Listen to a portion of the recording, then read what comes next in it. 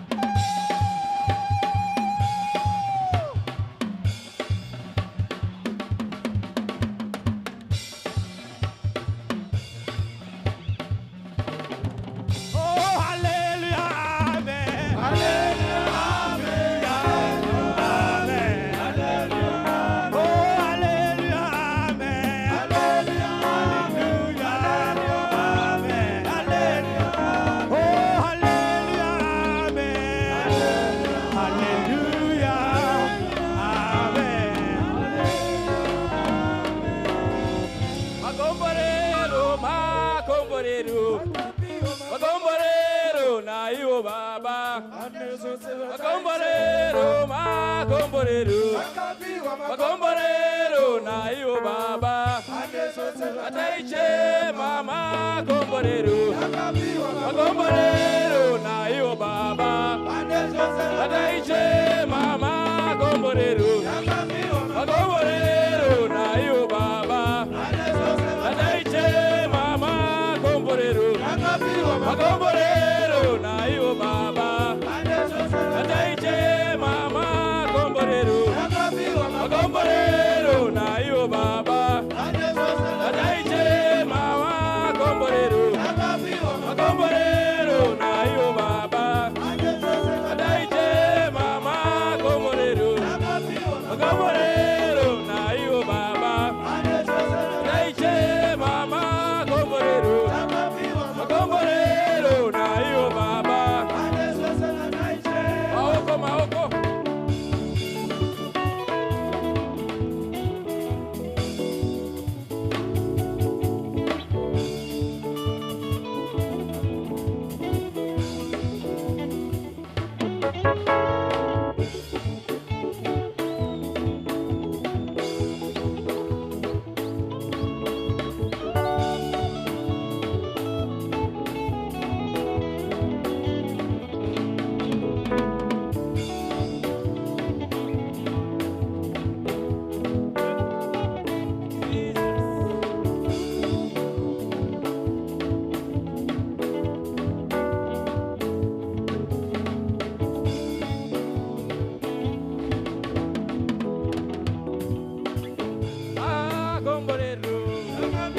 Gomborero na yo baba. Ataiche mama gomborero. Gomborero na yo baba. Ataiche mama gapiwa. Gomborero na yo baba. Ataiche mama gapiwa. Gomborero na yo baba. Ataiche mama gomborero. Gomborero na yo baba. Ataiche mama.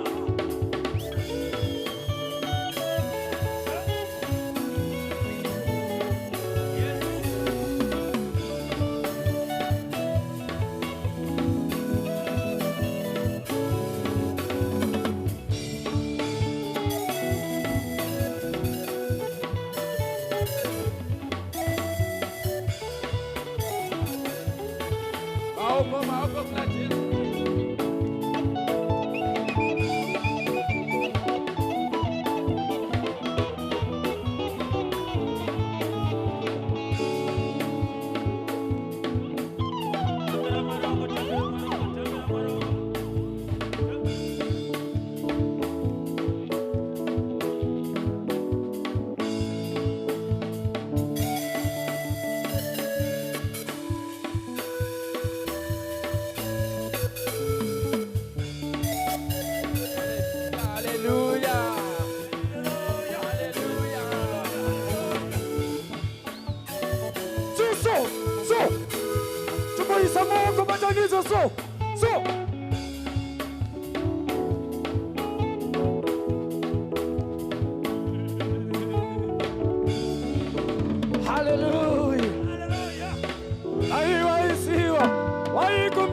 Makomborero kunamari baba.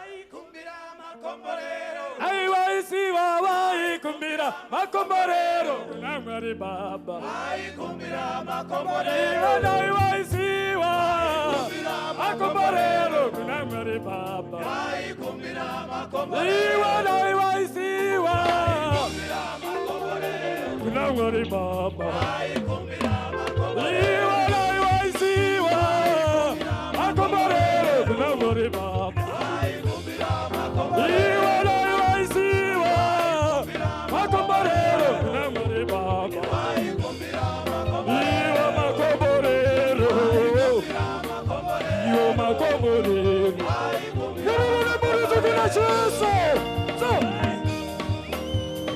farira nini mangwelani anoso. Chupo chamba umuri pagoso. Imbo farira mwari wako mangwelani anoso. Are you there, teenagers? So.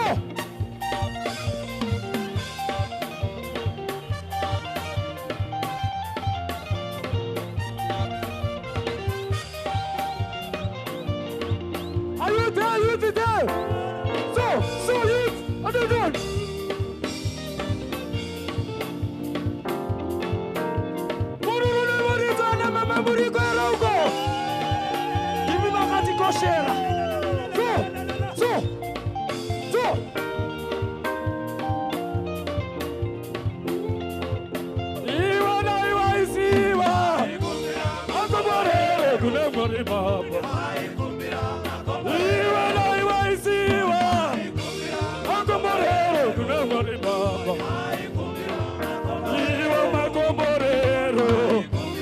Macomborero, kuna ngari baba. Iyo macomborero, kuna ngari baba. Iyo macomborero,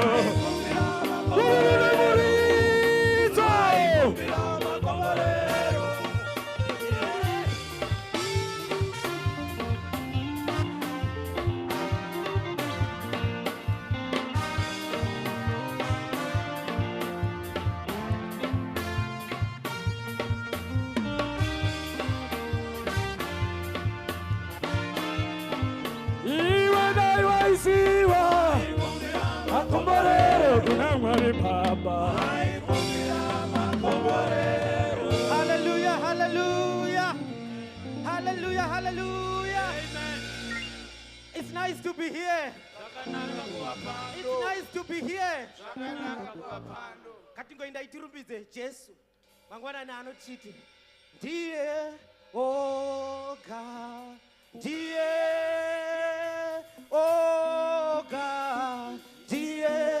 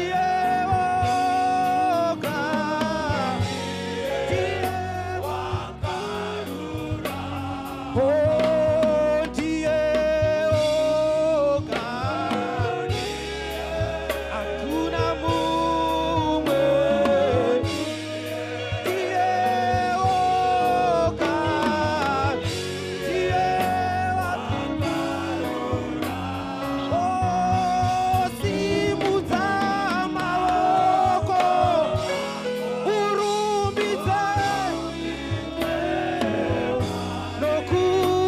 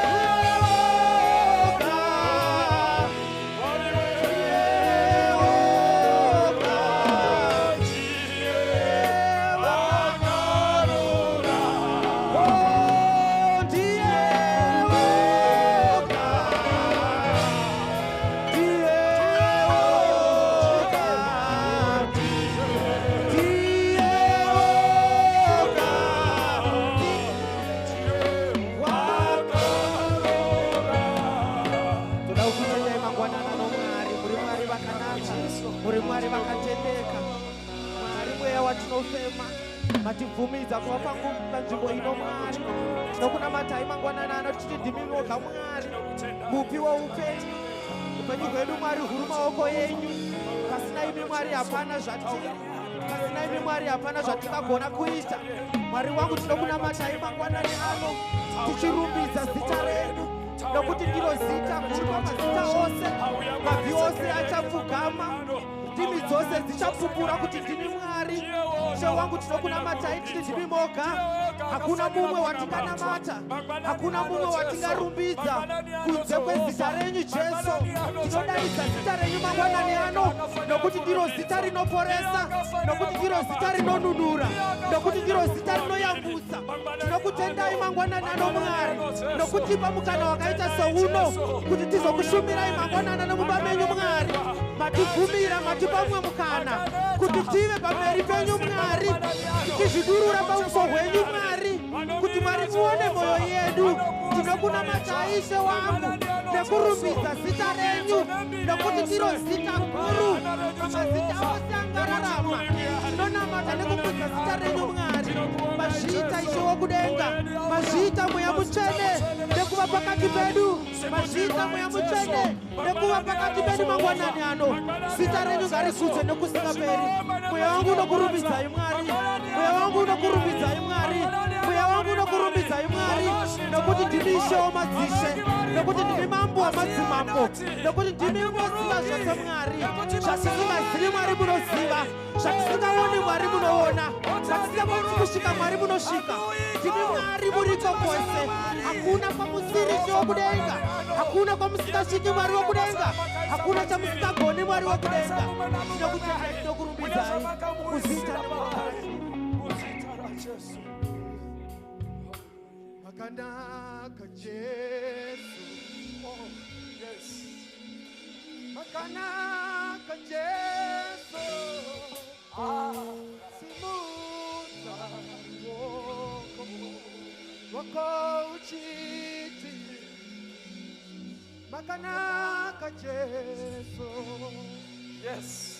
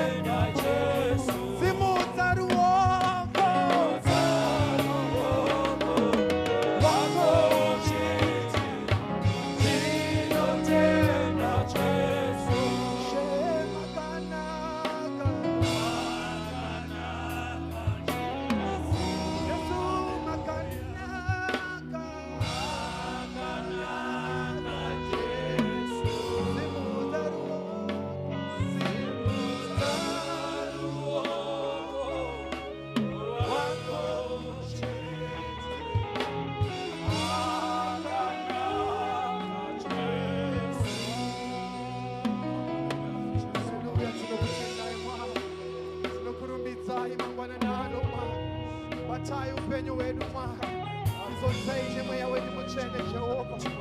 You are beautiful, oh God. We worship you this morning, oh God. You are worthy of our praise, God. In the mighty name of Jesus Christ. Oh, in the name of Jesus, we thank you, Lord.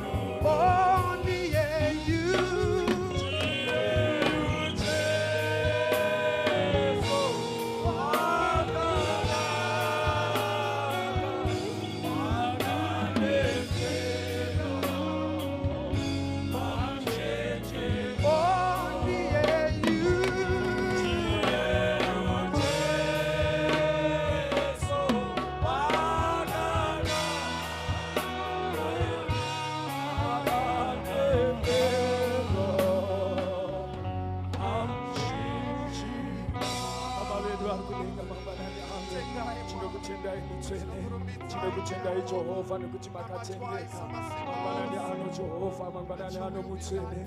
Tauya Mwari pamberi pechigaro chenyu. Tauya mutsvene Baba vedu nekuti makatendeka. Mangwanani ano Jesu, mangwanani ano mutsvene. Zita renyu Mwari rigokudzwa, zita renyu Mwari rigosimudzirwa. Mangwanani ano Jehova, mangwanani ano mutsvene. Tinokutendai mangwanani ano, tinokutendai changamire, tinokutendai Jehova nekuti muri Mwari. Zita renyu ngarisimudze. Baba vedu akatendeka mangwanani ano. Ndiri yose kwamuri mangwanani ano. Muzita ra Jesu tinokuonga. Kuna zita zara Jesu kanane kunenga akuna rime babarakada iroto. Hallelujah, Tiorako ira Jesu abatichi uma miri ekuti ati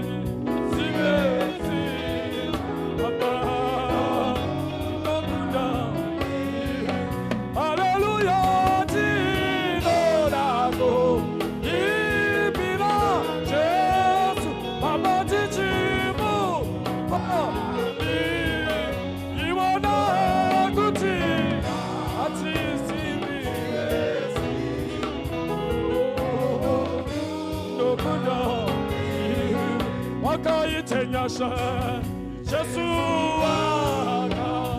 itenda Baba takamuka kando wakati endako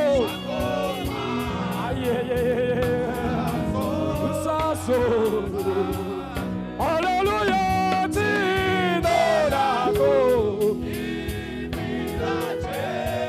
Baba tichimupa biri dokuti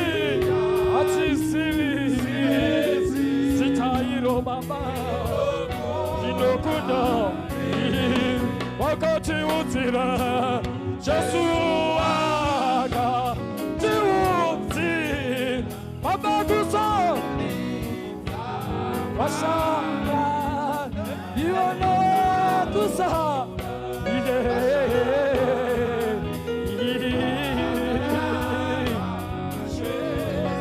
hallelujah.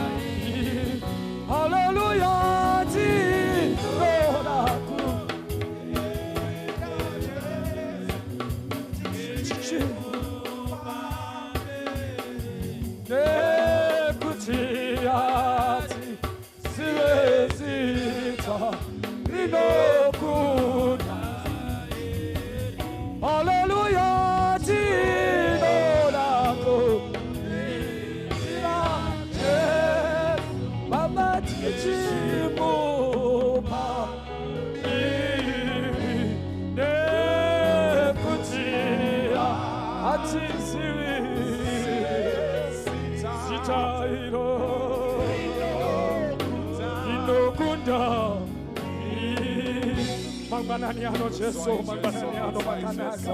Hakuna rimwe mwari kusumutira kuva zuro na nasi tiri kusumutira zita renyu. Manganani ano mutsene zita renyu Jehova. Karirambere chisumutirwa zita renyu Jesu. Karirambere chipuambiri zita renyu Jehova. Karirambere chisatwa nemaropa fato. Manganani ano baba vedu, manganani ano mutsene. Tinokutendai maroma simbaose. Tinokutendai manganani ano nokutimuri mwari. Tinokutendai baba vedu nokutimuri Jehova. Maita enyu manganani ano, maita enyu Jesu. Tauya mwari kuzotwa shoko renyu. Tauya mwari kuzotwa zvamakatikatirira. Moyedu mwari yarindira. Moyedu mwari taizarura kwamuri. Moyedu mwari atarisira manganani ano. Nekuti hakuna rimwe retinotwa sitakunze kwerenyu. Manganani ano baba vedu, manganani ano mutsene. Tinokutendai, tinokusimutsirai nekuti muri mwari. Maita enyu Jesu, muzita nemuropa raJesu. Hallelujah.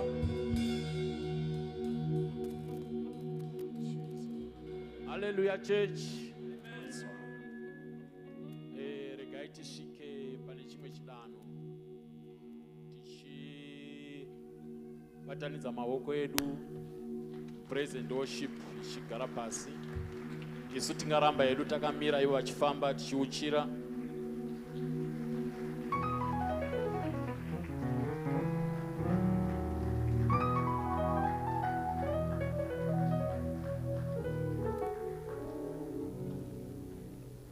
Hallelujah, church. Mfaro mkuru wangu kumira pakati penyu pazuva ranhasi panguva ino, asi tinoda kuti tose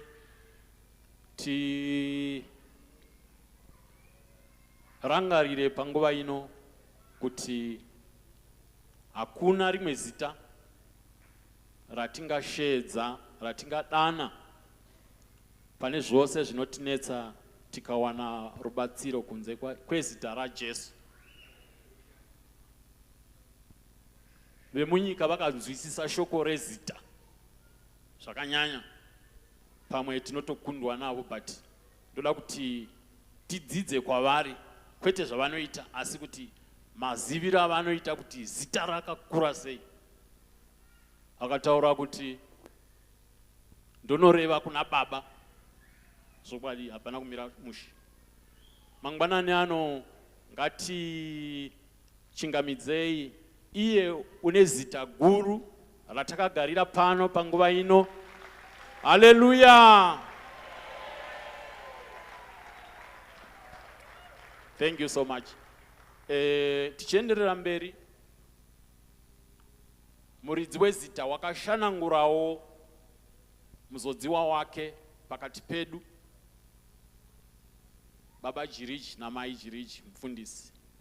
Toda kukuremekedzai mangwanani ano, chikukwazisai muzita raJesu. Amen.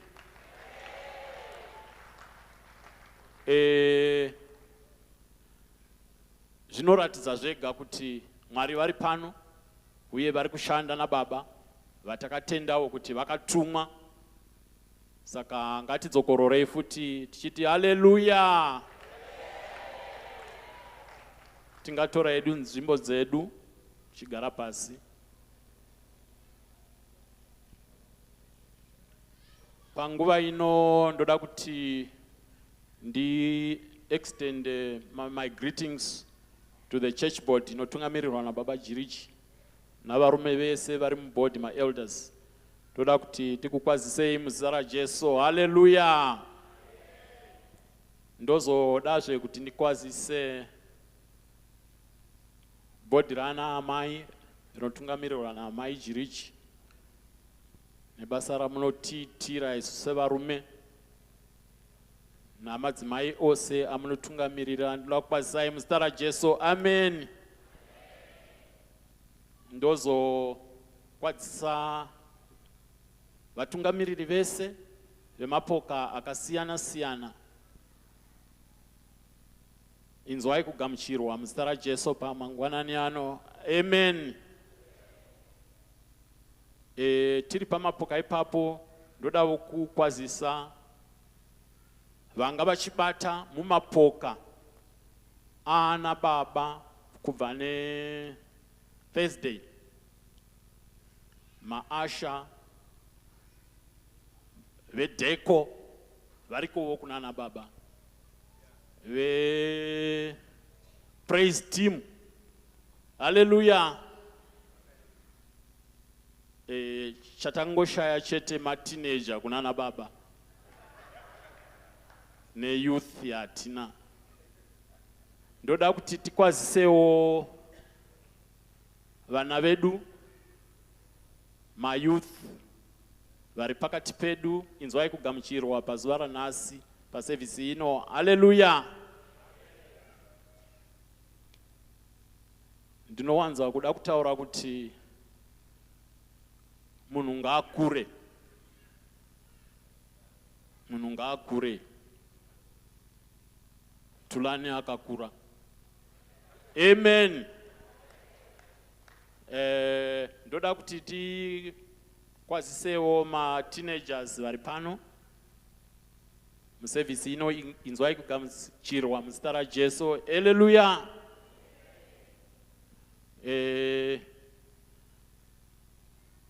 Lastly but not least, ndoda kuti tikwazise ma teenager edu, ma Sunday school yedu iri pakati pedu. Sunday school muriko here uko? Hallelujah. Sunday school. Aiwa, tinotenda mungafamba zvenyu muchiinda kuma classrooms enyu. I think tine rimwe boka ratinaro vari kutionawo vari pamasaisai, pamaplatforms edu, kuma Facebook, ku TikTok. Kana ku TikTok kunoonekwa vanhu? I'm not sure.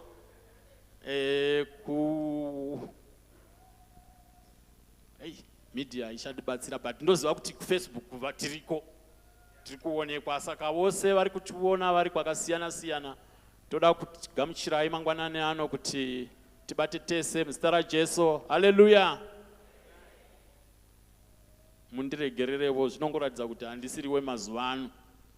Ndaide ndichinyatsoziva kuti zviri kufamba sei pamadziro akasiyana-siyana ari pasocial media, but hazviko.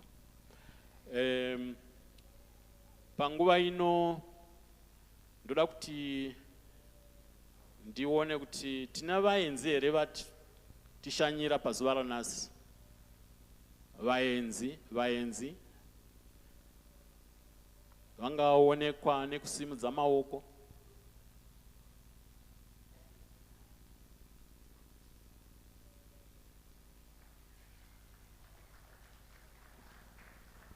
Handisi kuvavona. Vangasumuka here tivaone, handisi kuona munhu. Vaenzi, simukai. Mungatora chimwe chidano muchifamba muchiuya kuno kumberi muchibatsirwa namaasha edu. Fambai zvenyu makasununguka.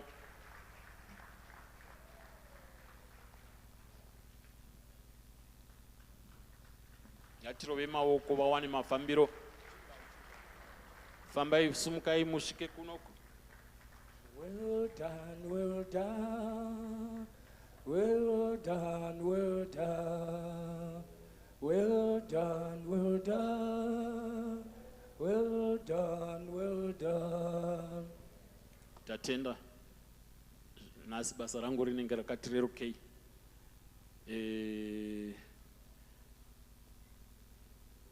Toda kugamuchirai mukereke muno nemufaro.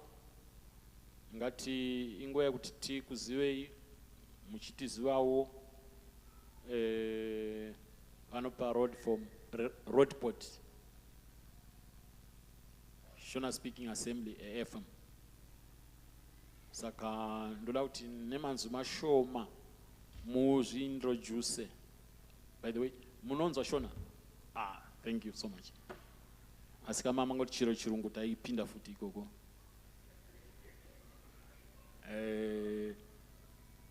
Mongo zviri introduce muchitizivisa kuti ndimani, muri amayani, muri sisani, mabva kupi, manga muchimbopindira muri kupi, mauya zvachose here nhasi kana kuti mangotishanyira pazuva ranhasi.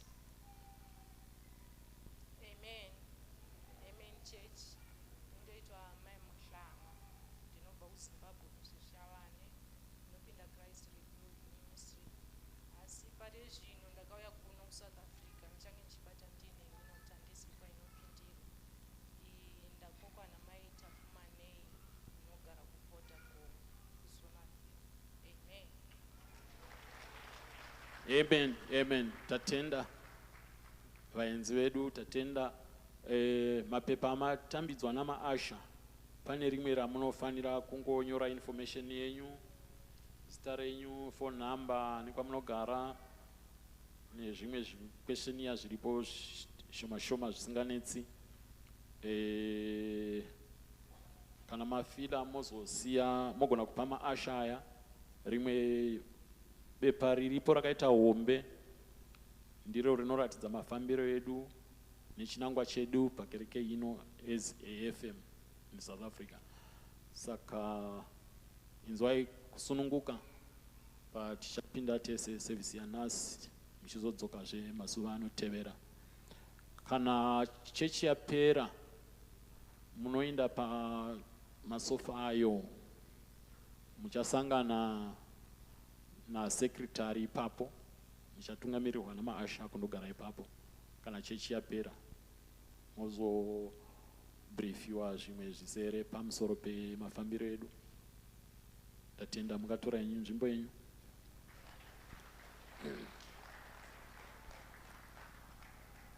Hallelujah church. Ndoda kuti panguva ino ndine ma-items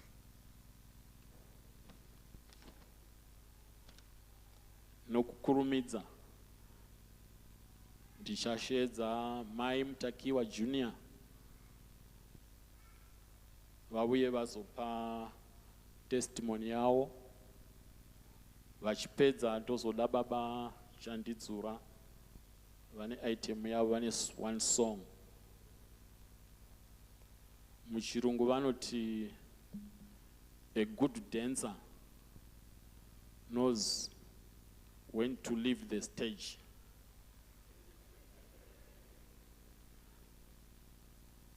Saka ndiri kungoti iti kavara mukurumidze kupedza zvamune ma-items enyu muchishona.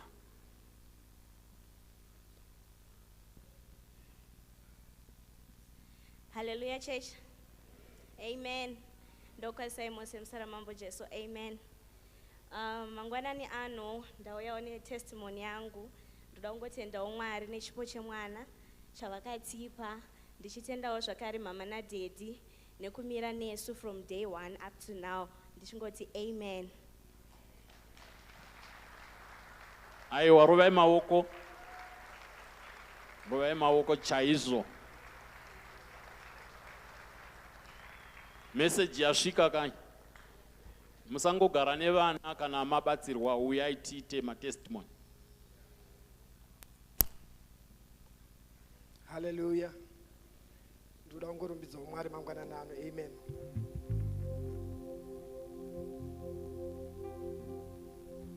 Tichagara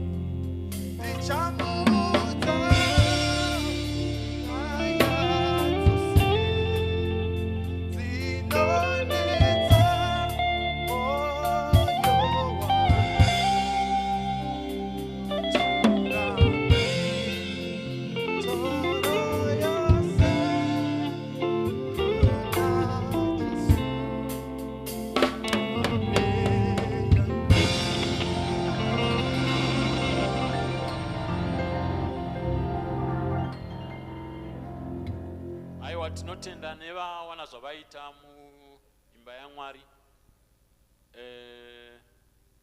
Panguva ino ndoda kushedza secretary wekumens fellowship azotipawo zviziviso. Tingarova maoko edu achiuya, atirove maoko vachisvika. Hallelujah. Hallelujah.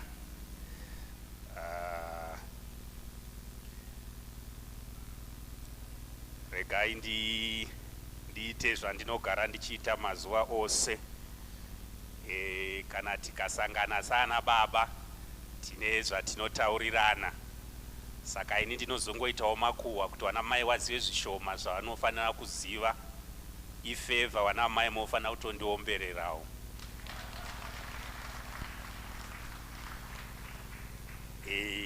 Asi ndine urombo nhasi kuti zvandinoda kukuudzai munogona kusazvifarira, asi ingoti Jesu akanaka. Haleluya.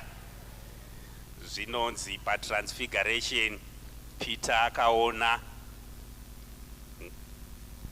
kirozi dzadzika kuzotaura naJesu, akati zvakanaka kuti tiwake mabhuthi tigare nawo watumwa pano. Haleluya.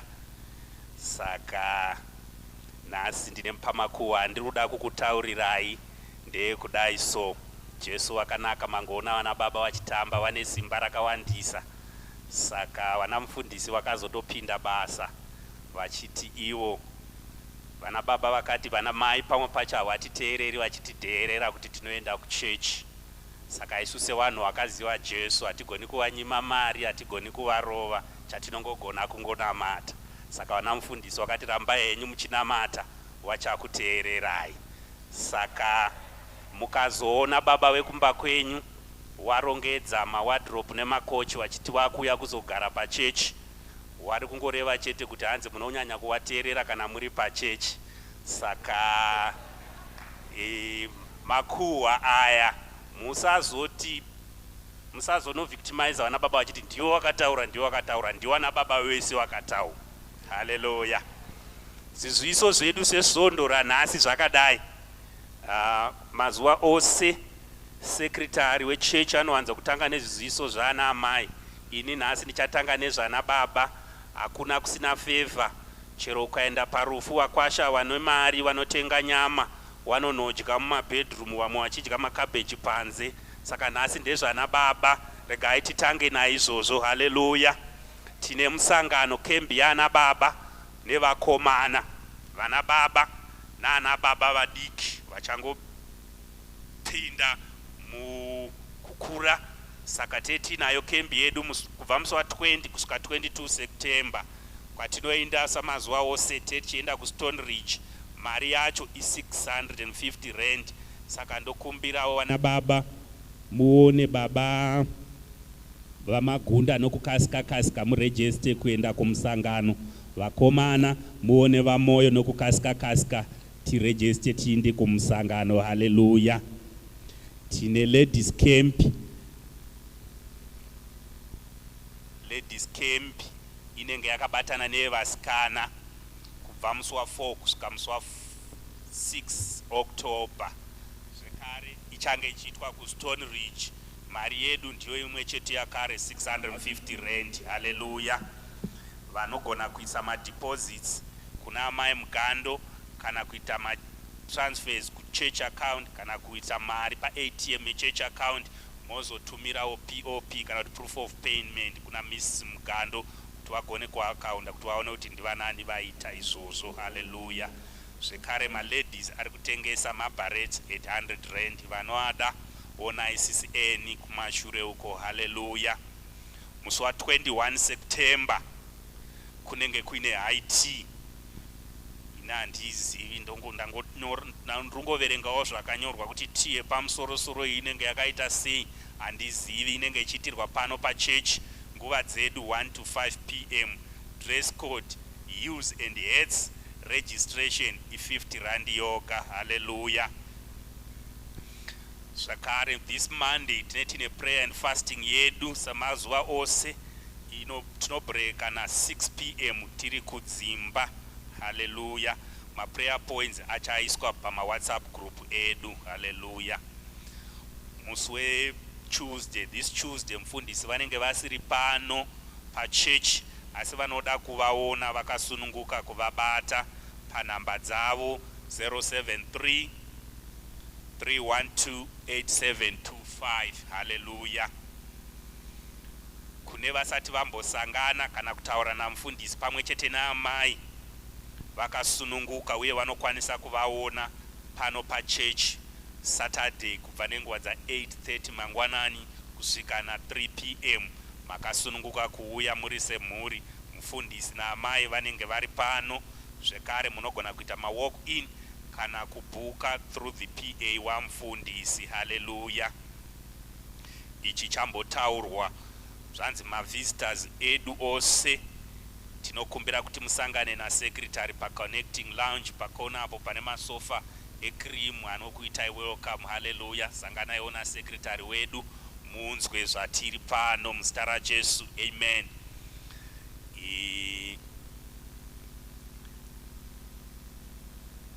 Chimwe chiziviso chiripo ndechekuti vana baba vose tokumbira kuti tigosangana panopera service. Zvekare magroup aya anofanira kuzosara muno muchechi vachisangana neutungamiri, main church board with the spouse, ladies board with the spouse, men fellowship with spouse, nemahead of departments ose. Haleluya. Chiziviso chedu chekupedzisira ndeche type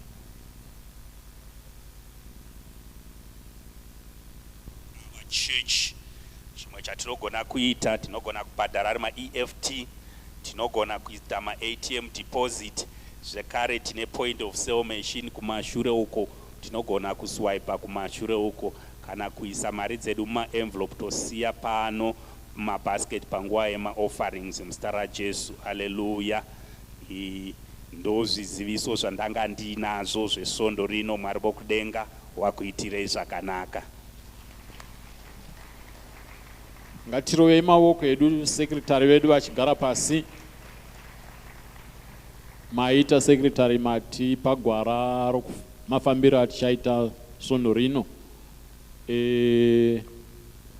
Chikamu chino chekukwazisana choda kusvika pakupera, but ndisati ndapedzisa ndodawo kuti kereke mundibatsirewo kukwazisa mudzimai wangu Mai Masinire.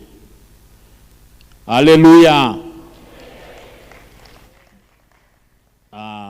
Havana kufara. Haleluya. Yeah, vanyemwerera.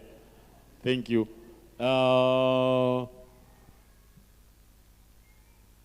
Panguva ino toda kuti tisvike pane chimwe chidanho. Nhasi iservice yana baba. Nhasi iservice yana baba. Saka ndo patinoda kuti tisvike. Tine line up yevashumiri vandichashedza vane nguva dzavo dzatakavapa kuti vachashare nesu shoko raMwari pazuva ranhasi. Asi vachipedzisa kugadzirira ndoda kuti praise team mumbouya kuno kumberi. Vana baba vachatipa shoko nhasi vachigadzira mapendekete emabhachi avo. Haleluya.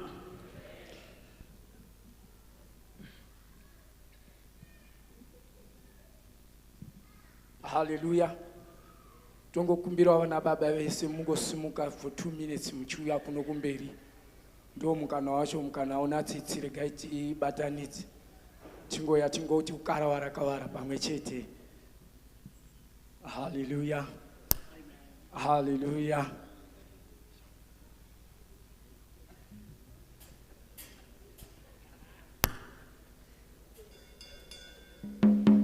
Chingoti kwara kuti manye tione kubva pano. Haleluya.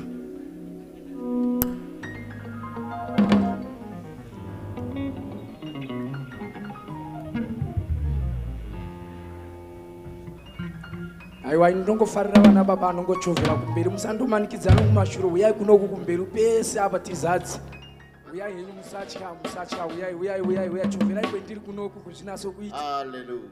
choverai kwendiri kuno zvinaso kuita uyai nasai kuchovha uyai munhu ngaawane nespace so angova nespace so ehe ngatimbodaiwo hazvodi zvine maexercise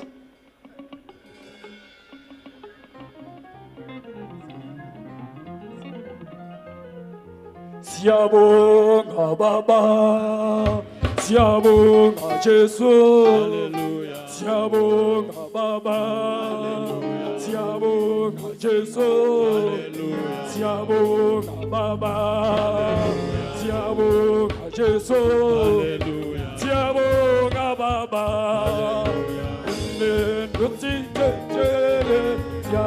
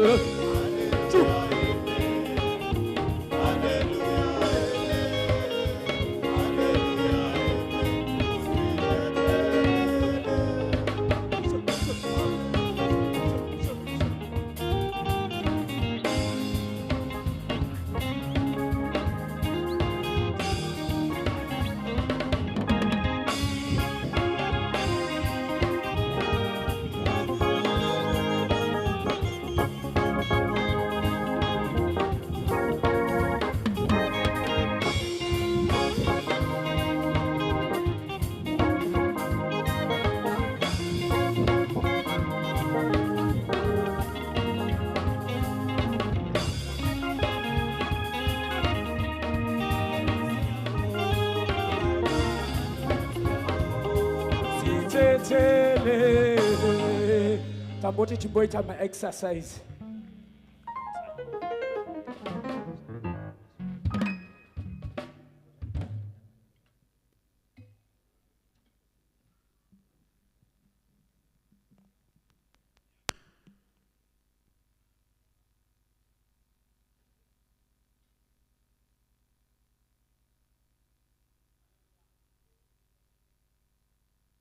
Hallelujah.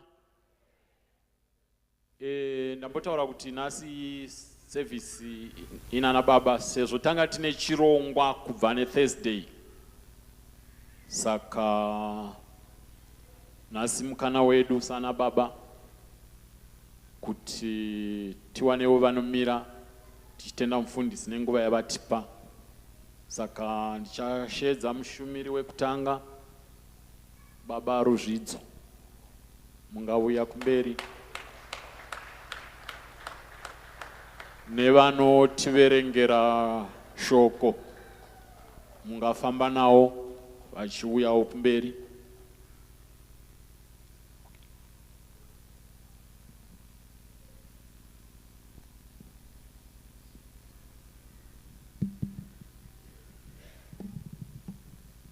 Hallelujah.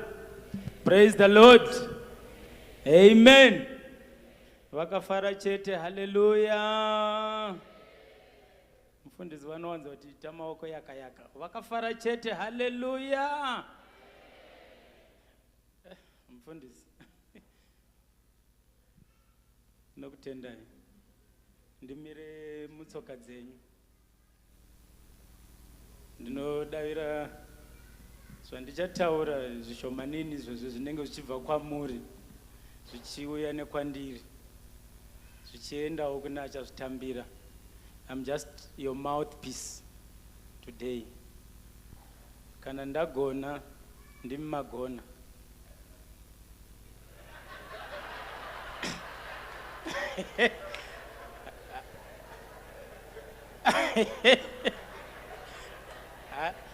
Anazwa ndapedzisa, anazwa ndataura. And hatiendi koko kana tiri vana vaMwari. Hallelujah. That section, that portion is not ours. Hallelujah. Praise the Lord. Amen. Pane shomanana zvanoda mbokuitisai. Shomanana pamwe muchatimire kwenguva yakareba. Okay, it's fine. It's the 8th month of the year, isn't it? It's the year of what?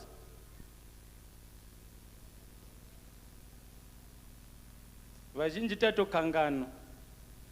Tikasafamba netheme, tikasafamba neshoko rakadyarwa mugore rino iri, tinowana patinorasika. Hallelujah.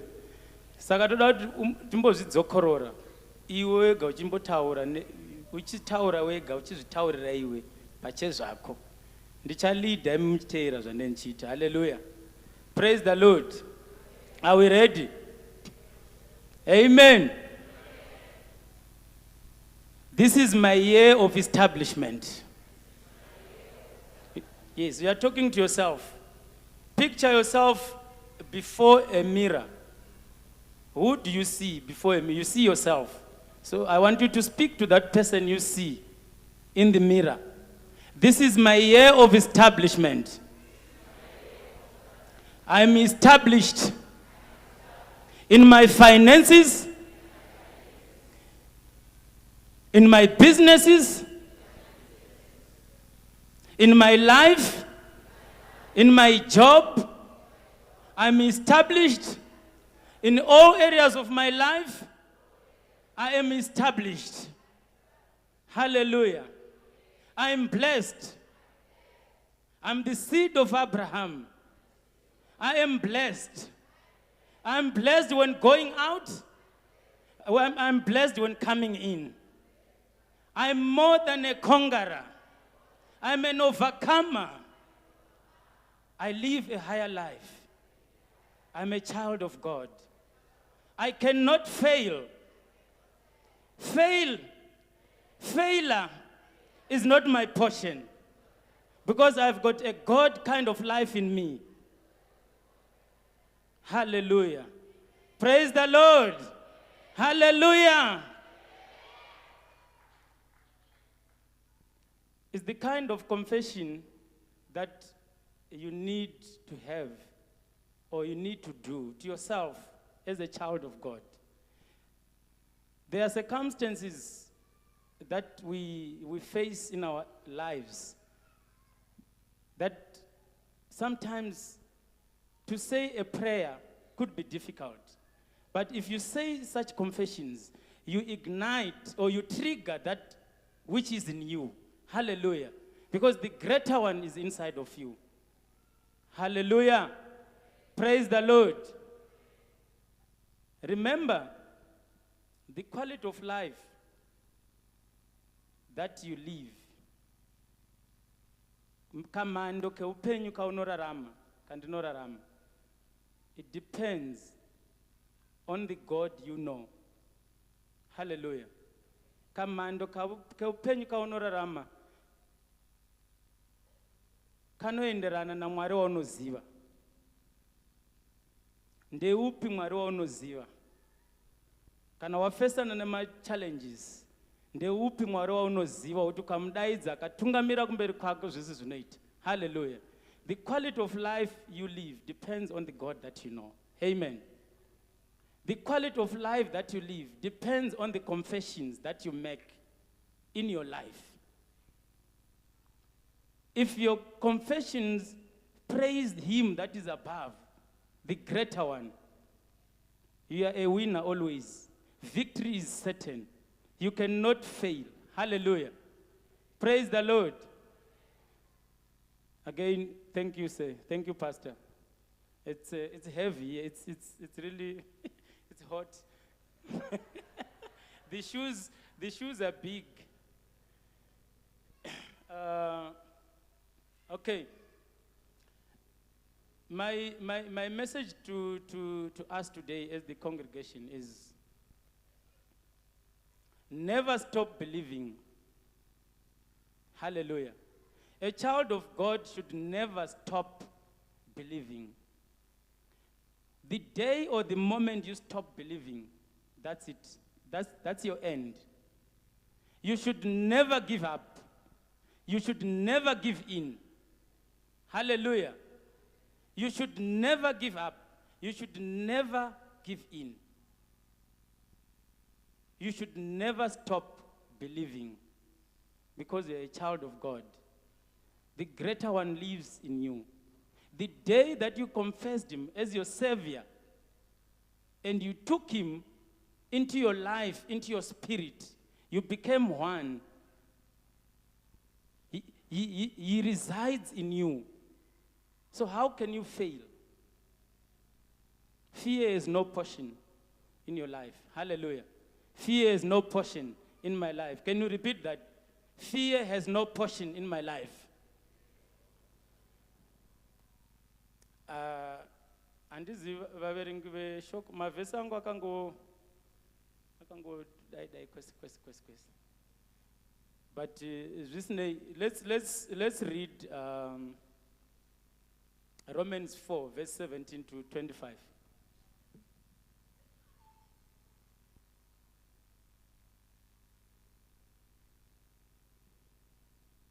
Romans 4 verse 17 to 25.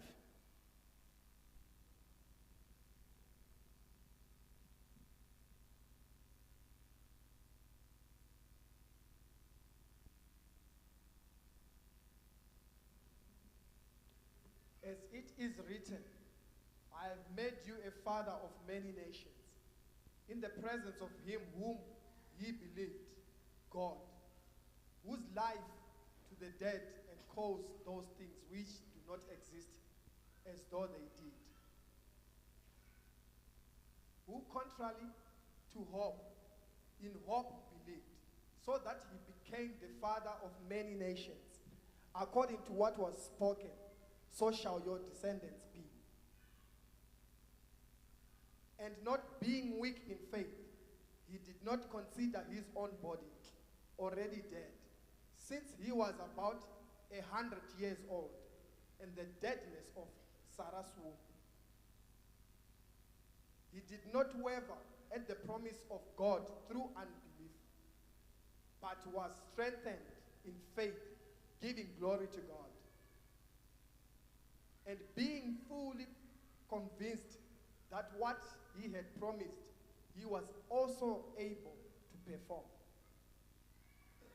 And therefore, it was accounted to him for righteousness. Now, it was not written for his sake alone. That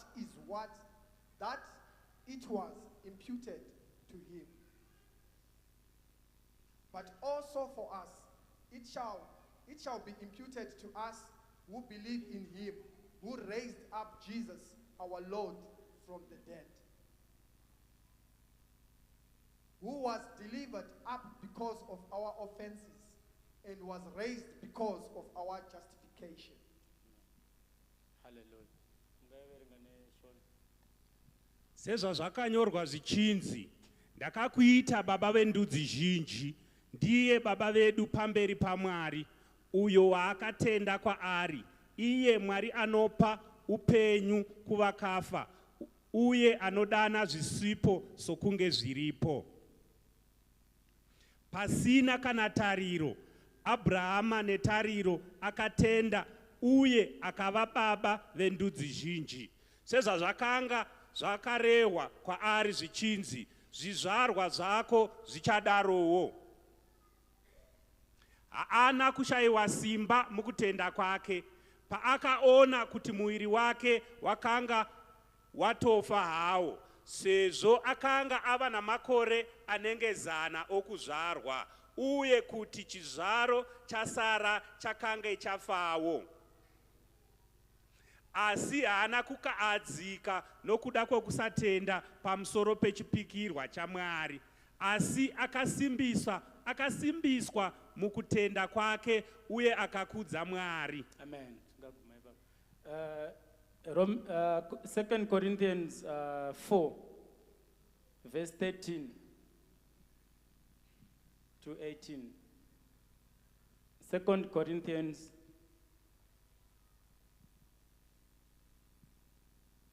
because of time, chango everenga nechirungu.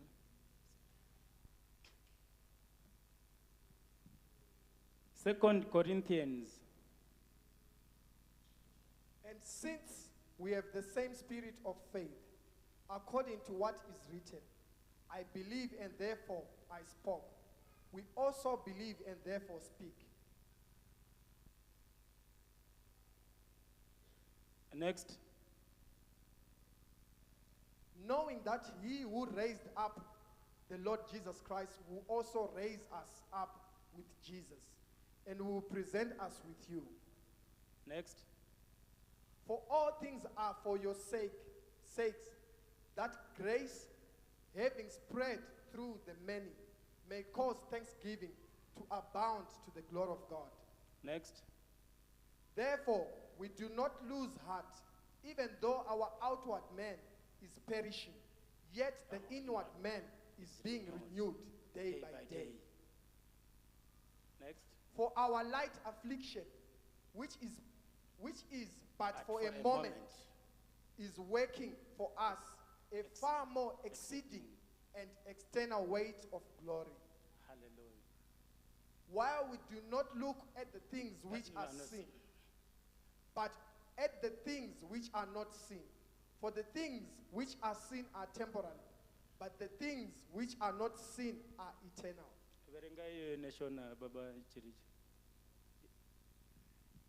Naizvozvo hatitarisi zvinoonekwa asi zvisingaonekwi, nokuti zvinoonekwa zvinopfuura asi zvisingaonekwi zvinogara nokusingaperi. Hallelujah. Notenda nekuverenga kweshoko rakanaka. Mazvita enyu. Mfundisi lekumbira mune mic mutinamatireo.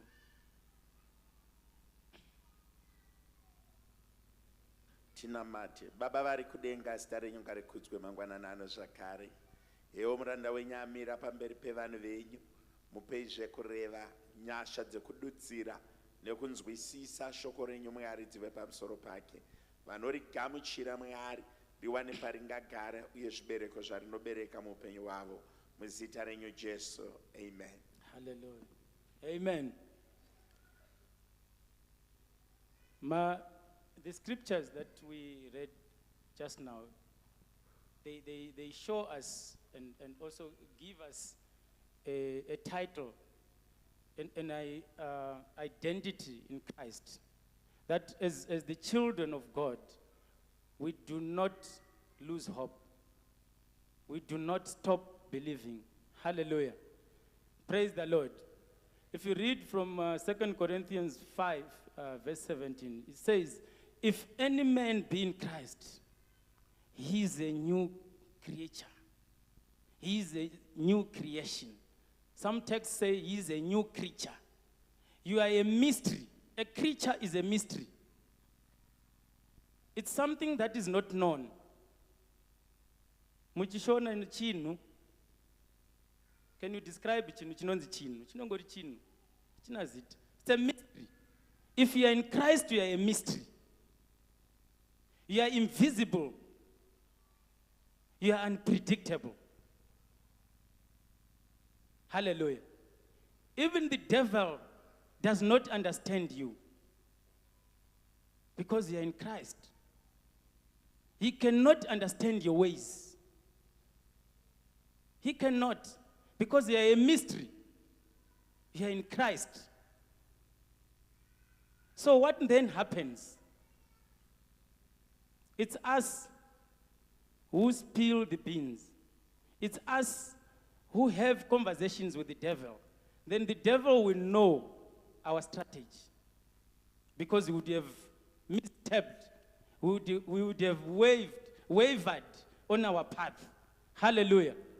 But if any man be in Christ, if you are in Christ, you are a mystery. You cannot fail because the greater one lives in you. Hallelujah. There is no way you can lose hope. There is no way you can stop believing because the greater one is in you. He made us victors. Before the problems, there are solutions. Before the challenges, there are solutions already for us. It's just for us to find those solutions and use them. Hallelujah. 2 Corinthians 4, verse 17. He says, now thanks unto God, who causes us to triumph. He leads us to triumph. We are winners and winners through and through in our lives. If we know who we are in Christ, if we know our identity in Christ, we are winners through and through. Failure cannot be our portion. Hallelujah. It doesn't matter the challenge in front of you. Yes, my problems are equal. It's part of life, but they are not our portion. We don't give attention to problems because we are the children of God.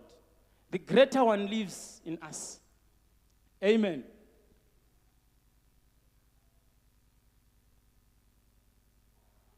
Ndinoda kutaura ndichiti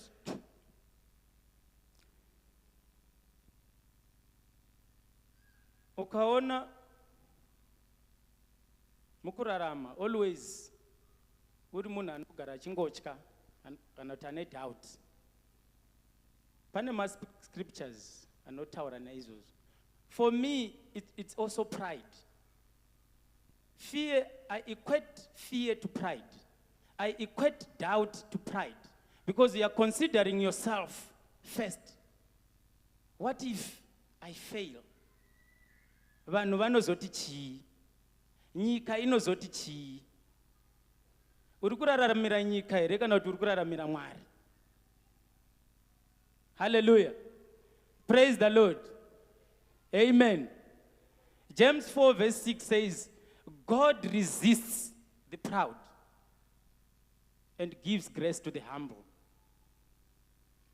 I said, I equate, ndinofananidza kutya or the negative thoughts that we always have when we are confronted with problems.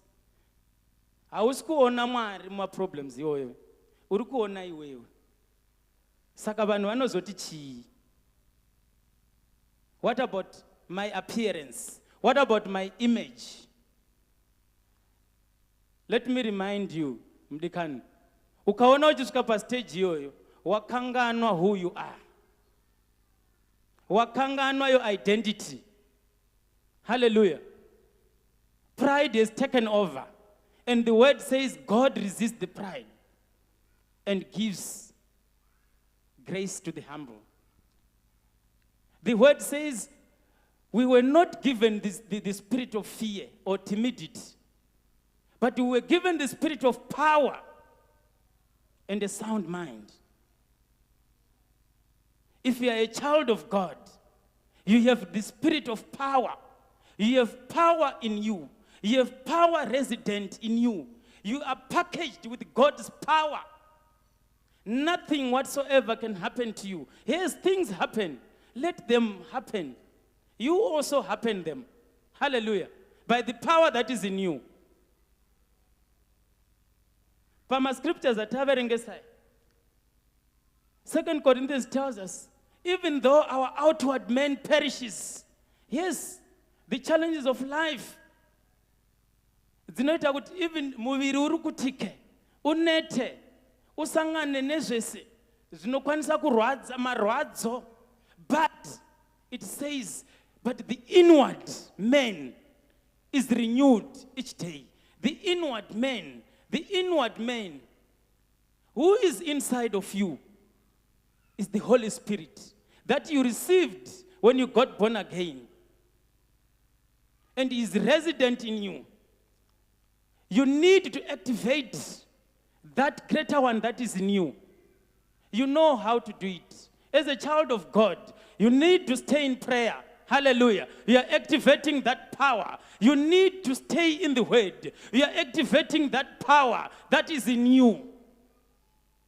And nothing whatsoever can happen to you. You can face any challenge because you have the confidence in you. Hallelujah. While we look not at the things that are seen, that we see. Yes, the optical eyes see. They see, and the flesh has got its own interpretations of things that we see with our physical eyes. But what does the inside you, the greater one inside of you, what does he say? Hallelujah. While we look not at the things that are seen, but at the things that are not seen. For the things that are not seen are life, and they are eternal. Praise the Lord. God has had a conversation with Abraham from the scriptures we read. He said, I will make you a great person. I will make you the father of nations. Then he said to him, but how can you say that when I'm at an old age now?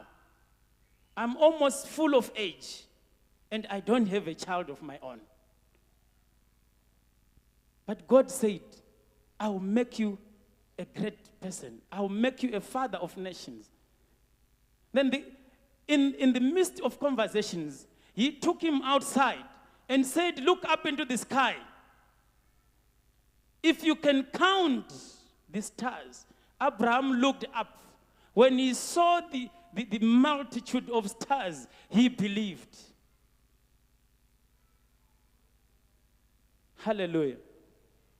And today, by faith, we are his descendants.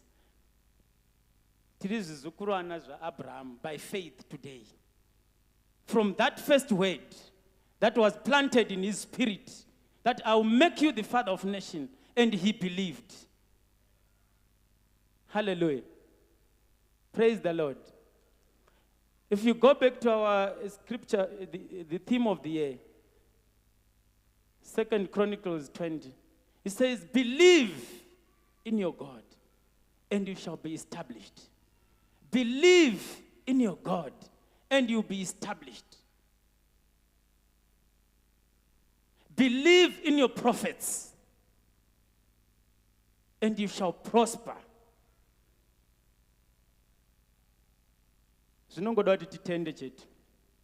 Ukangotenda wapedza zvese. Hallelujah. Ukangotenda wapedza.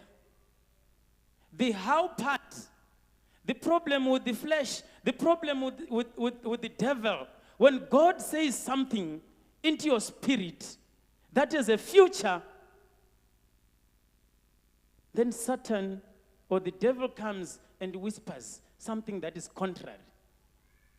But because the spirit and the flesh, they always tussle. And in most cases, if you are not careful, if you are not in the right position, in the right stand with God, you fall. If you are an unbelieving Christian, as Christians, we are in different categories. There are believing Christians, there are non-believing Christians. Hallelujah. So today, I'm saying, never stop believing. Hallelujah. Never stop believing. Never give up. All those dreams that you had from the beginning of the year, they are still active and alive today. They are still active and alive today. The year is still young. Yes, there's 4 months to go. It seems like it's a very short time, but it's not. A day in God's calendar can be 1,000 days. 1,000 days can be a day. Hallelujah. Make things happen in these 4 months. Your dream is still alive. Your dream is still alive today. Believe in God. You will be established. You will be established in your job. You will be established in your finances. You will be established in your businesses. You will be established in your family. You will be established. Even the students at school, we are coming to a time where we are writing exams, prelims are on, examinations, matrics are coming very soon. Believe, believe, believe. You can make it. Hallelujah. Praise the Lord. That's the short message I'm leaving you today. That Abraham believed, and he was counted righteous because he believed. Hallelujah. Amen, amen, amen. Ngatirove maoko baba ruzvidzo vachigara pasi. Amen.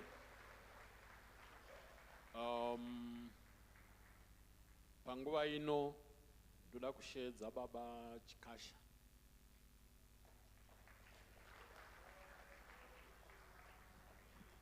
Munoramba muri Mwari, munoramba muri Mwari, munoramba muri Mwari, munoramba muri Mwari, munoramba muri Mwari. Ndaona kuti kuna mwakotsira vakurara kumashure uko. Saka ndatirega timbokumutsai pichana tipfuurire mberi. Tanga tiri pamusangano, tari pasemina yana baba yakanaka chaizvo yatakatungamirirwa zvakanakisa chaizvo. Asi tataenda kumberi ndoda kutanga ndatenda baba nemukana uno wandapuwa nana baba vemen's fellowship. Kumira pamberi mukati megotekwa rino haisi nyore. Mavanzwa vaitaura kuti panopisa, asi tinoti naJesu zvinoita chete. Vana baba ndiri kutendai nokuti kundimisa pamberi ini zvakandinakira. Mwari vane chinangwa mukati meupenyu hwangu tichisheya nevana vavo mukati megotekwa rino. Ini ndine zvishoma zvinoda kuti ndisheye nemi maererano nezvataidzidziswa pano pakati pesemina tatinayo yeThursday and Friday kusvika nhasi. Handisi kutaura zvakawanda nokuti baba vakati tinofanirwa kupractiza, hatifanirwi kuudza. Pana nababa vanga vasipo here pamusangano vanga vasina kuuya Thursday neFriday? Pana nababa vasina kukundikana vakakundikana kuuya here? Kana vakakundikana kuuya makasaririra. Vana mai vana baba vasina kuuya makasaririra because takadzidziswa zvakawanda, takaudzwa zvakawanda maererano nekuti tirarame sei, tireclaim position yedu sana baba mukati medzimba, tireclaim position dzedu sana baba mukati medzimba dzedu. Indoda kuti ndisheye nemi zvishomanene because time yachoni yatinayo inokwana zvayakusheya zvanoda kuti sheye nemi. Tine theme yedu yatakapuwa naMwari kufuridzana nomuprofita yokuti believe in the Lord and you will be established. Tichitora theme iyoyo kuti kwatiri isusu sana baba sedzimuri, are we established? Do we believe in the Lord? Tikatarisa shoko ngativutarisei bhuku redu pana John 1:12 and 13. Right? You know, yet all who did receive him, to those who believe in his name, he gave the right to become children of God. Vanotenda muna Mwari akavapa right yokuti vave vana vaMwari. And tinoziva nokunzwisisa kuti kana wava mwana waMwari uchange uri munhu anokwanisa kutya Mwari. Kutya Mwari chinova chinhu chikuru chinofanirwa kuwanikwa muna baba vega vega. Chinofanirwa kuwanikwa mutendi wega wega. Kuva munhu anokwanisa kunge achitya Mwari. Ukava munhu anotya Mwari uchava munhu anokwanisa kunzwisisa kuti chero uri papi haufanirwi kuwanikwa uchiita zvinhu zvakashata zvisingafadzi Mwari. Asi kana uri baba vasingatyi Mwari uchawanikwa uchiwana nguva yokuti unowana dzimwe nguva dzokuti nhasi handisi pakereke, nhasi hapana mufundisi, nhasi hapana anondiziva, saka ndinokwanisa kuita 1 or 2 things. But shoko raMwari chidza kuti kana wava mwana waMwari uchakwanisa kuva munhu anokwanisa kutya Mwari kuti ukwanise kurarama uchifamba nenzira dzinofadza Mwari. Iva munhu ari established, kwanza ukabhiliva Mwari ivo vanokuestablisha. Ndokuwanika pamufananidzo wokuti isu vari muindustry yeconstruction kana muchitanga site pane inoitwa inonzi site establishment. Site establishment ndeyokuti paunenge wakuzopfuurira mberi neproject yako, zvinhu zvese zvaunoda kuti project yako ifambe kuenda kumberi zvinenge zvava in order, zvinenge zvava in place. Now iwe as a Christian unobhilivha, wakabhilivha here zvokuti uve established kuti paunotungamirira kunyange nemhuri dzako, paunotungamirira nemhuri yako Mwari vanenge vachikutungamirira. paunotungamirira kunyange nevana vako, Mwari vanenge vachikutungamirira. Paunotungamirira kunyange mhuri yokwenyu, your immediate family, Mwari vanenge vachikutungamirira. It means unenge ufanira kunge wava established. Asi kuti uve established unofanira kunge uchitya Mwari. Ukatya Mwari uchakwanisa kunge uchikwanisa kuita zvinhu zvese zvokuti Mwari vanenge vachitungamirira nemhuri yako yose. Takadzidziswa kuti pane zvinhu zvatinenge tichikwanisa kuita sana baba, zvatinotarisirwa kunge tichiita isu sana baba mukati memhuri dzedu, right? Tikatarisa na Proverbs 9 verse 10. Fear the Lord is the beginning of wisdom, and the knowledge of the Holy One is understanding. Kwanza, fear the Lord is the beginning of all the wisdom. Ukange usingatyi Mwari, wisdom haisati yatanga pauri. Ukange wachika Mwari, uchava wisdom yokuti unorana sei mhuri yako. Ukange wachika Mwari, uchava wisdom yokuti uchatungamirira vana vako sei. Ukava wisdom uchakwanisa kuziva kuti unokwanisa kutsvaga mari yokuchengeta mhuri yako sei. Asi kana usina wisdom haukwanisi kuita all those things. And wisdom inouya kana uchinge watanga wachika Mwari, zvataverenga panapa. Ndipo paunokwanisa kuwana wisdom. Ungazvinyebera hako kuti ndino wisdom, asi kana usingatyi Mwari, wisdom yako haina zvainokwanisa kubatsira. Wisdom yaunayo haisi wisdom inozikanwa neshoko raMwari. Saka fear the Lord is the beginning of wisdom. Saka ngatione kuti isusu tinotya Mwari here kuti tikwanise kuwana wisdom yatinotarisirwa kuti tinge tinayo. Tikwanise kuwana wisdom yokutungamirira vana vedu, tiwane wisdom yokutungamirira mhuri dzedu, kuti tikwanise maringe nezvinofadza Mwari. Tinozoona kuti pane again another responsibility yatinotarisirwa isana baba, because unonga musangano na baba wokuti tidzidziswe kureclaim our positions in our families. Colossians 3 verse 19. Husbands, love your wives and do not be harsh with them. Takabatwa namfundisi vanga varipo ndivo makawanza nezuro vachitidzidzisa zvakawanda pamusoro pokuti husbands, we must love our wives and we must not be harsh with them. How do we express our love to our wives? Ungati unoda mudzimai wako sei iwe usingakwanisi kumuitira zvaanoshuvira. Ungada mudzimai wako sei iwe une zvimwe zvinhu zvasingakwanisi kuita. Ungati unoda mudzimai wako sei iwe usingakwanisi kuti uite zvokuti anga achiti baba varipo mumba muna baba vanotiitira zvatinoshuvira. Takadzidziswa kunzi we need to love our wives so that at least zvinhu zvinofadzawo Mwari. Mwari vachisika munhu pakutanga vakati murume achava nedominion, tichava mahead of our households. But tinenge tine wisdom here, tinenge tichida here madzimai edu vanova vakasikwa vari vabatsiri vedu, vanova vakaunzwa patiri vari mahelpers. How can they help us if we don't love them? So we are saying, the Bible is saying in Colossians, husbands, we must love our wives and we need to be harsh. We don't need to be harsh on them. So that at least vakwanise kutibatsira in all the things zvatinenge tichishuvira kuti mhuri dzedu dzinge dzichifamba. Mugwara ratinenge tichishuvira kuti mhuri dzedu dzinge dzichifamba negwara iroro. Isu sana baba ngatiradzei rudo kunana mai vedu, kunana madzimai edu, right? Toenda pa next point andada kuti tidziona if takadzidziswa izuwo. Iri pana Ephesians 6 verse 4. Fathers, do not provoke your children to anger, but bring them up in the discipline and instruction of the Lord. Vana baba tisu misoro yedzimba, tisu tinotungamirira vana mudzimba, tisu tinotungamirira vana mai, tisu tine vision yefamily. Asi mubvunzo wangu unoti, are we bringing up our children in the discipline and instruction of the Lord? Pano pa ROODEPOORT takakomborerwa tikawana mufudzi akaita sababa chirichi.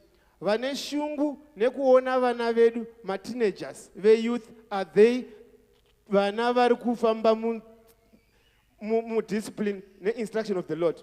Vamwe vana baba vakapedzera vatitora backseat, havachatombotarisi kuti mwana wangu ari kuitei, mwana wangu ari panze here, mwana wangu ari kuteerera shoko here, mwana wangu ari kuparticipate here muchurch activities. No, vatitora backseat. Asi shoko raMwari richitaura kuti Father, bring them up in the discipline and instruction of the Lord. What does Lord say when it comes to raising of our children? Tinozvizwisisa here sana baba kuti tingori vana baba because tina matrousers, asi tingazivi kuti Mwari vanombotaura kuti chii pamusoro pemhuri dzavakatipa. Mwari vanombotaura kuti chii pamusoro pevana vakatiropafadza navo. Nokuti isu sana baba, are we able to have time with our kids? Takanzwa statement yakataurwa namufundisi vakati baba mukasafamba zvakanaka mwana wenyu unenge achiona kuti muri kufamba sei and he gonna be doing worse than what you are doing. Sana baba ngatigare tichiona kuti isu zvatiri kuita, tsika dzatiri kuita dziri kudzidzisa vana vedu here sezvinotarisirwa naMwari kuti tinge tiita kuvana vedu. Nokuti tinoona kuti takasiya gwara ratinofanira kunge tinaro handizivi kuti tingati technology chirungu chingava chii, asi hatisi kureiza vana vedu in the instruction of the Lord. Vana havachanzwisisi, vana havachateereri, only because vana baba vacho hatisi kwanisa kutora nzvimbo dzedu sana baba. Tikatarisa kudhara taiziva kuti tichienda kukereke, baba vanenge varipo nemhuri yavo, baba vanenge vachifamba nemhuri yavo, baba vanenge vane mabhaibheri avo kuratidza kuti vari kuenda kukereke. Asi iko zvino handizivi kuti itechnology kana kuti chii, mabhaibheri ava kuverengeka. Vangaina mabhaibheri avo vachiuya kuchechi, vokuti chero uchifamba uchienda kuchechi kana mumwe munhu asingazivi kuti kuna Mwari anogona kuona muchifamba muchibuda mumba menyu muchina mota menyu, womuenda kuchechi, mopindawo kupi, watoparidza kupfuridza nekuita nemafambiro akaonenge waita. Tichireiza vana vedu tinotenda even pano takaenda kuti pastor ndakatanga kuzviona kuti vakatanga kuita zvokuti paite graduation nekubva kusunday school vana vachienda kumateenagers, right? Tikapemberera tikafara, asi ndikati maparents mangani akati mwana wangu agraduate kubva kusunday school aenda kumateenagers, let me buy a present of a Bible so that she knows the value of the age difference yaakupinda mairi. Ava kunzwisa kuti akukwanisa kuverenga Bible, asi hationi zvichiitika izvozvo, kureva kuti hatisi kukwanisa kureiza vana vedu in the discipline and instruction of the Lord.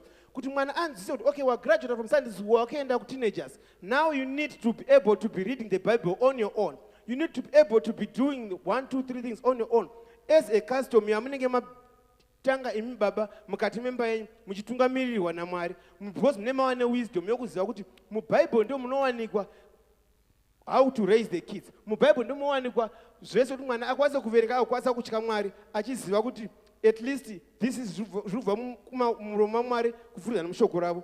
Tikatarisa pana 1 Timothy 5 verse 8, if anyone does not provide for his relatives and especially for his immediate family, he has denied the faith and is worse than an unbeliever. Takadzidziswa kunzi vana baba munofanira kunge muchikwanisa kuprovide. Are we able to provide? Are we providing for our families? Are we providing for our children? Mungazviti muri baba asi hamutozivi kuti mwana wenyu mukomana anopfeka size chii, hamusi kuziva. Mungazviti baba asi hamuzivi kuti mwana womusikana wenyu chii chaanomboda mukukura achibva paage yaari kusvika paage yokunda mudenga.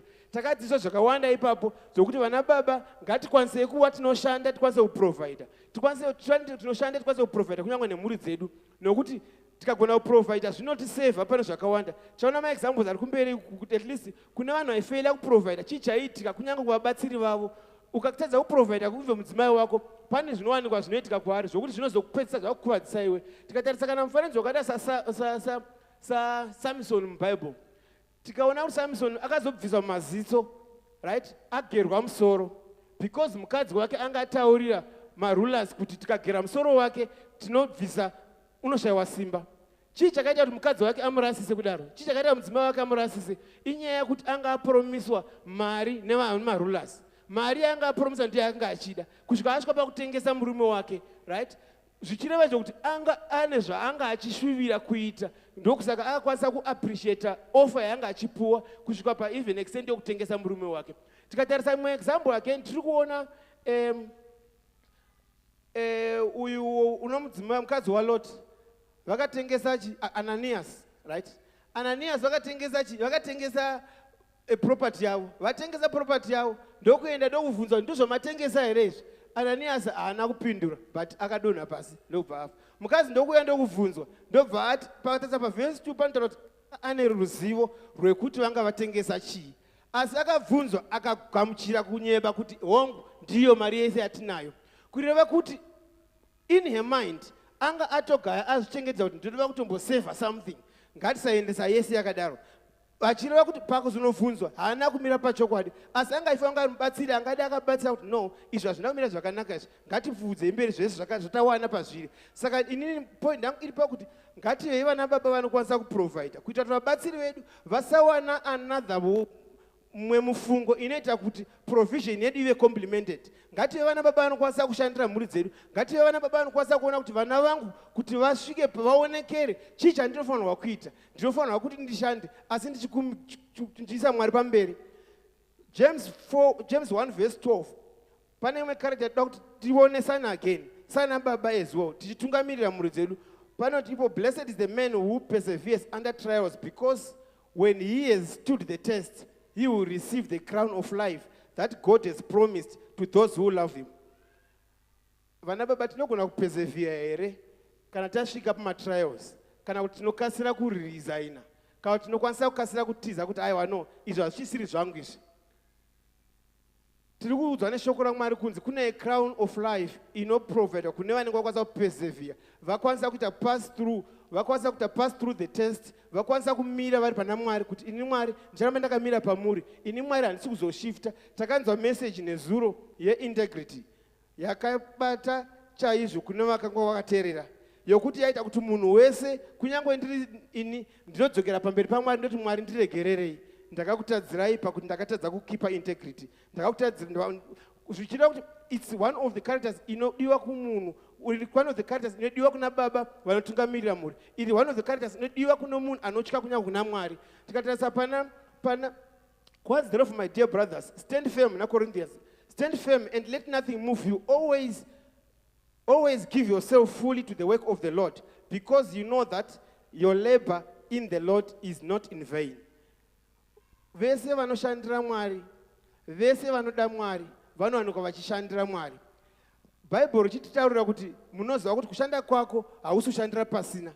Mwari vanokuropafadza, Mwari vanoramba vakakuchengetedza, because hausi kukwanisa kungomuvhwa nemiedzo yese yese, hausi kukwanisa kungomuvhwa nechimwe chese chinenge changuya kwauri. Ukatarisa pakaisonzi therefore my dear brothers, stand firm and let nothing move you. I am also saying the same to my dear brothers in this church.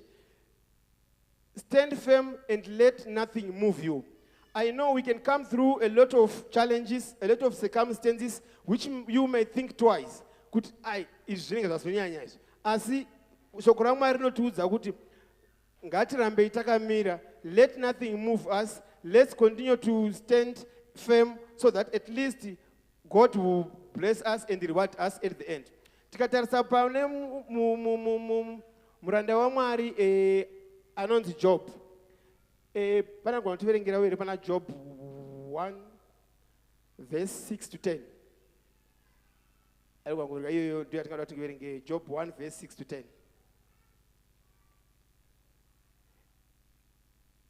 10. Job 1 verse 6 to 10.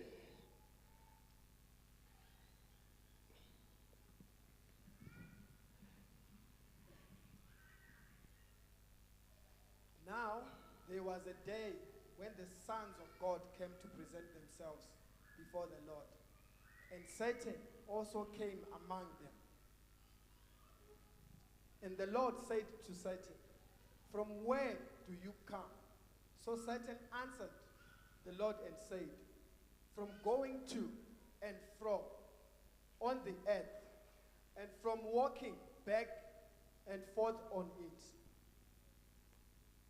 Then the Lord said to Satan, "Have you considered my servant Job, that there is none like him on the earth, a blameless and upright man, one who fears God and shuns evil?" So Satan answered the Lord and said, "Does Job fear God for nothing? Have you not made a hedge around him, around his household, and around all that he has on every side? You have blessed the work of his hands, and his possessions have increased in the land." Zvino rimwe zuva vatumwa vakauya kuzomira pamberi paJehovha, naSataniwo akasvika pamwe chete navo. Jehovha akati kuna Satani, "Wabvepiko?" Satani akapindura Jehovha akati, "Ndabva pakupota-pota nenyika napakukwira nokudzika mairi." Ipapo Jehovha akati kuna Satani, "Warangarira muranda wangu Jobho here? Hakuna munhu akafanana naye panyika, haana chaanopomerwa uye akarurama, munhu anotya Mwari uye anonzvenga chakaipa." Satani akati, "Ko Jobho anongotya Mwari pasina here? Ko hamuna kumupoteredza noruzhowa iye neimba yake nezvose zvaanazvo here? Makaropafadza basa ramaoko ake uye pfuma yakatekeshera munyika yose. Thank you very much. Nokuverenga kwakanaka. Taona paverenga pana Job apa. Mwari vachikonfirma vega kuti waona here muranda wangu.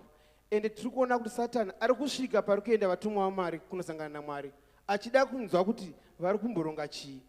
Right? Tikaona Mwari vachitaura ivo pachavo vega kuti vane muranda wavo, vane musevhandi wavo wavanovimba nawo because vachinzwa kuti anotya Mwari, anovatya and anotya kuita zvakaipa and anoramba zvakaipa zvese. Saka ndo pane also point yangu yokuti nyaya yokutya Mwari inyaya yokuti kana ivo Mwari chaivo kudenga kumusoro vanotonzwa kuti uyu muranda wangu uyu anonditya, vakakonfirma vega kuna wakaipa. Asi tinoona kuti Satani unodzoka achitaura kuti unotadza kumutya seiko imakamupoteredza.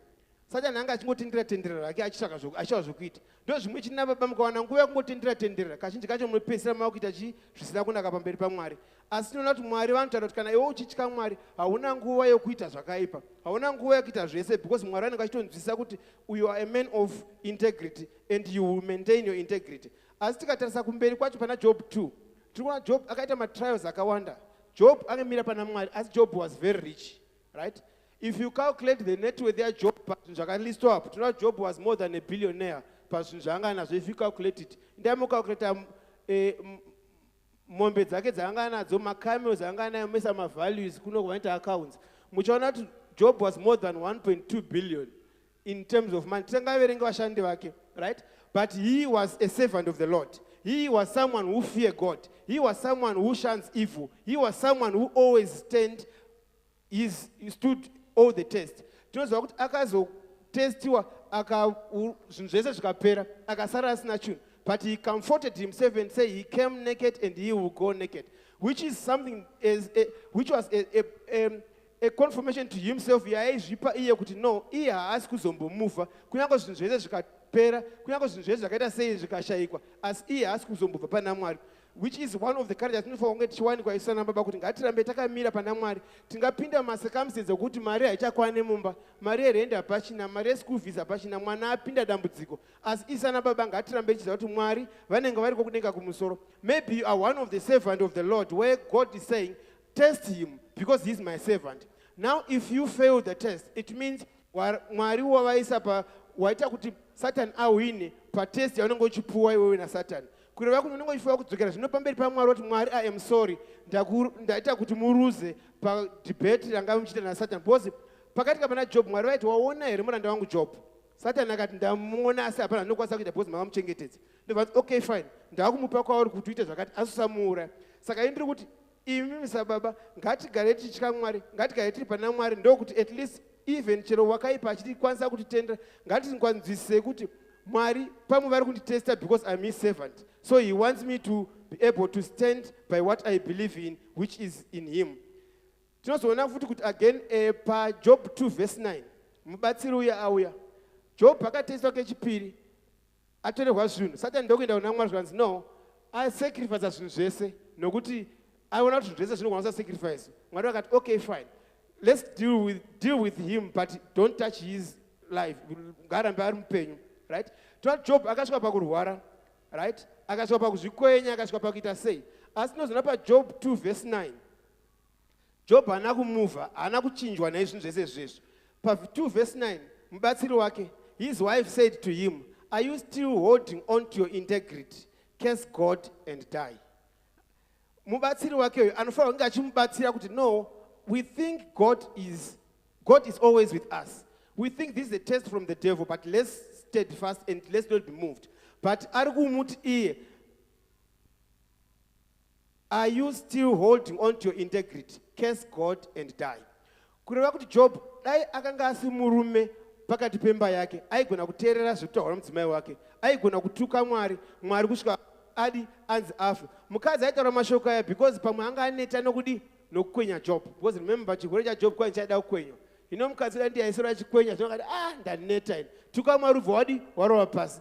Saka kureva kuti imi sanababa mukagona kunga musina wisdom yokuziva kuti Mwari vanofanira kundichengeta, Mwari vanofanira kunditungamirira. muchitungamirira murudzi munosangana nematempting akaita sewayo kuti helpa yako yepadhuze ndio inokutaurira zvinhu zvinoita kuti iwe uchituka Mwari, wawakamborumbidza, wawakatenda Mwari, waunotya, because iwe unenge usingatyi Mwari, unenge usina integrity, unenge uri a man of no integrity. But kaona a man of good integrity, uchichengetedza integrity yako, uchaona kuti whether friend yako, helpa yako, vana vako vakauya ne whatever means, iwe uchati ini ndakatenda muna Jesu and handisi kuzomuvha kubva pandiri ipapo. Izvi zvaibva kumudzimai waJob. Asi tinoona futi kuti Job kunyange zvake akaudzwa zvinhu zvakada seizvozvo, semunhu anga ane rudo nomudzimai wake, akamupindura iye. Mukatarisa paverse 10, he replied, "You are talking like a foolish woman. Shall we accept good from God and not trouble?" Job anga atsamwa kuti uyu munhu uyu, how can he say like this? Kwanzi uri kutaura sebenzi, haana kuti uri benzi, right? Haana kuti uri benzi, but ari kunzi dai watuka Mwari. Iye ari kuti why sei uchitaura sebenzi, but izvongwa pachena kuti munhu angatova benzi uyu munhu uyu, because ungati ifa iwe urwadziwa so wakuti ndife futi. Saka you find kuti akataura in a way yokuratidza kuti he still respects his wife, but what is coming off his mouth is like a foolish woman.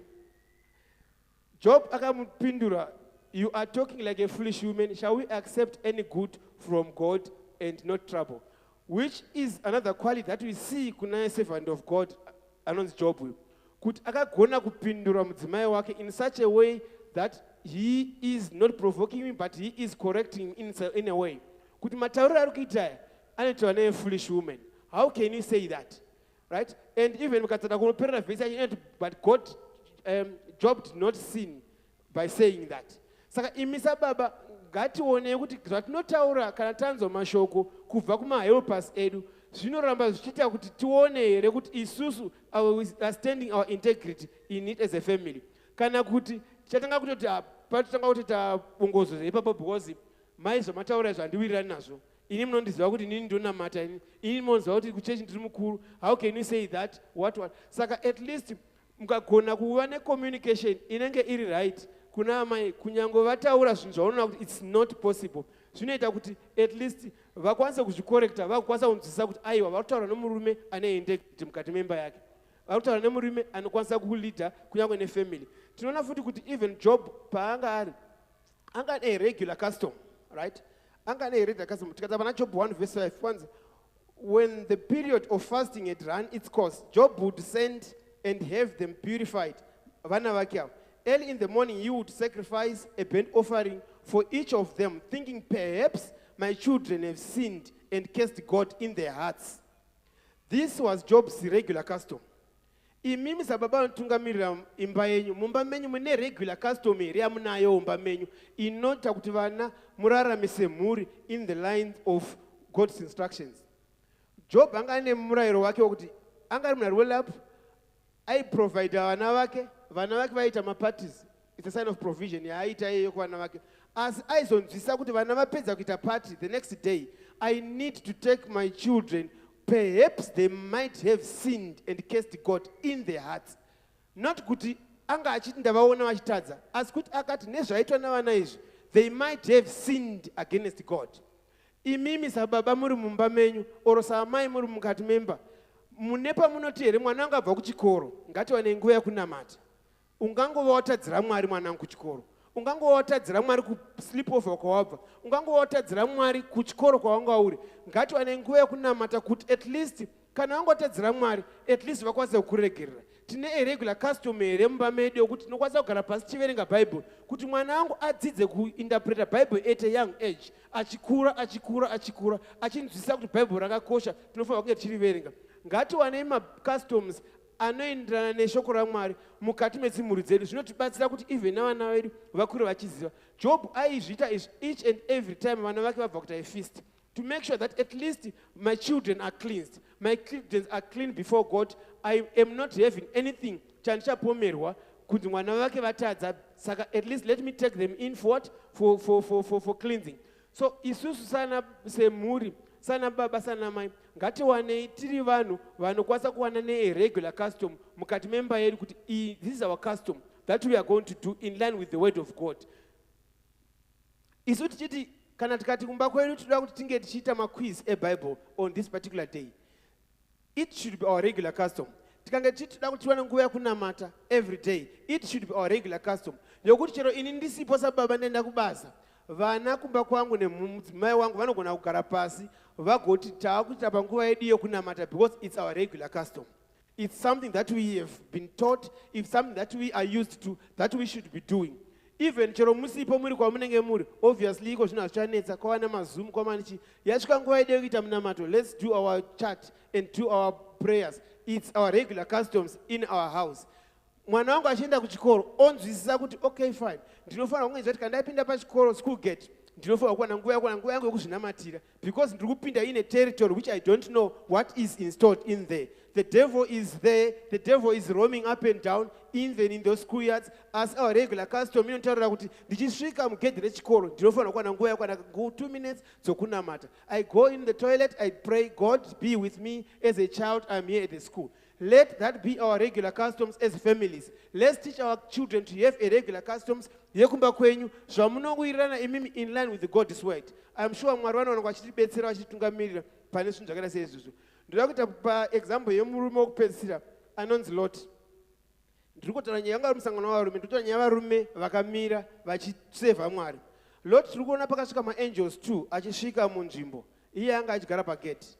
Akagwadama pasi akaza musoro wake pasi akati svikaiwo nokumba kwangu, right? Akadedza vatumwa vaMwari kuti svikaiwo nokumba kwangu. Vatumwa vaMwari vakaenda nokumba kwake, akakwanisa kunovapa pokuvata, akakwanisa kuvabikira chingwa chisina yeast, akakwanisa kuvapa everything. Asi tinonzwa kuti mukati meguta vanhu vakatanga kumanya vachiuya, hey foreigner, vanhu vari mukati memako vabudise, tiri kuda kuti vaite zvavaida kuita navo. Asi tinoona kuti Lot somunhu akanga akasimba sababa vanga nemhuri yavo vakakwanisa kumira akati no, vanhu vaMwari ndinotovachengetedza. Kana mune zvamuri kuda kuita vanhu vaMwari vasiyei vakadaro, ndingatokupai zvangu vana vangu ava vasikana vangu ava mavirgins, muite zvamunoda kuita navo. It's a sign of sacrifice.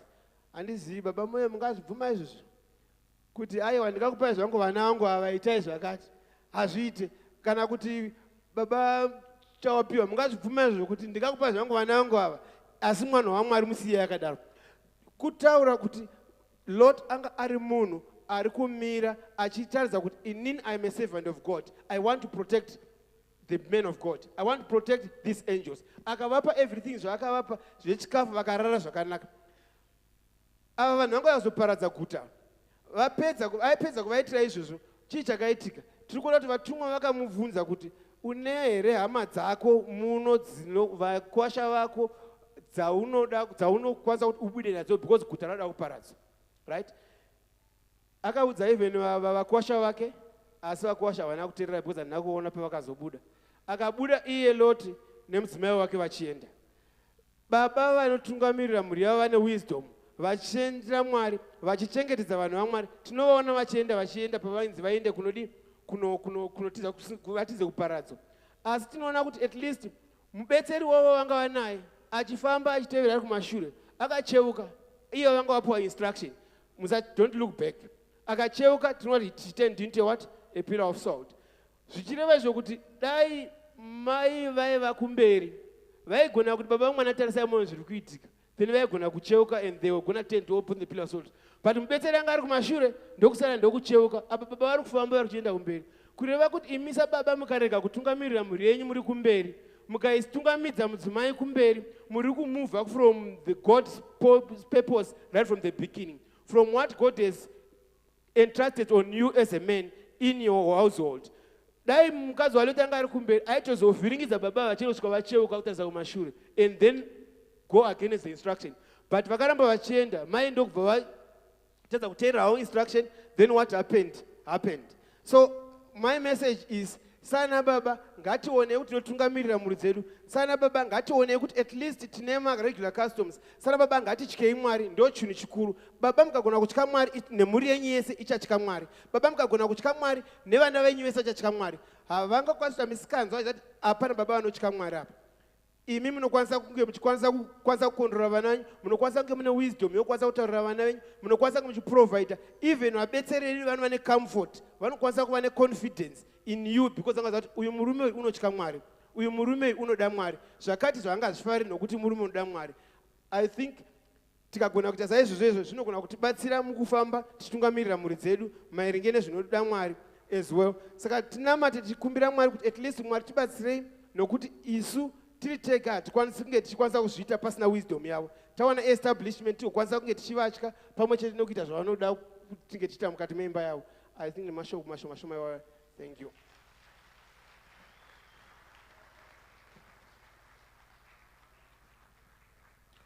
Hallelujah.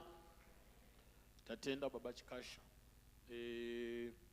Ndoda kuti ndishedze mushumiri wedu wechitatu baba Magunda.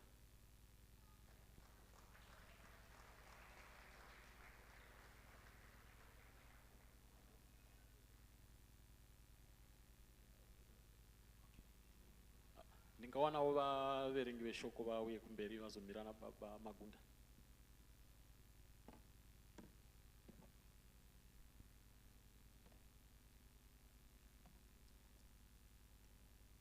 Hallelujah. Rekaiwo nditende Mwari nemukana wandawaniswa mira pamberi pezvenari akutenda umufundisi with this opportunity kunyangwe nechurch board muzita raJesu, amen. Regai tiverengerwe shoko raMwari kubva kubhuku yaEphesians chapter 5 verse 31 kusvika pa33. Mozodzoka kumashure kwesame chapter iyoyo mondiverengerawo verse 22 kusvika pa30.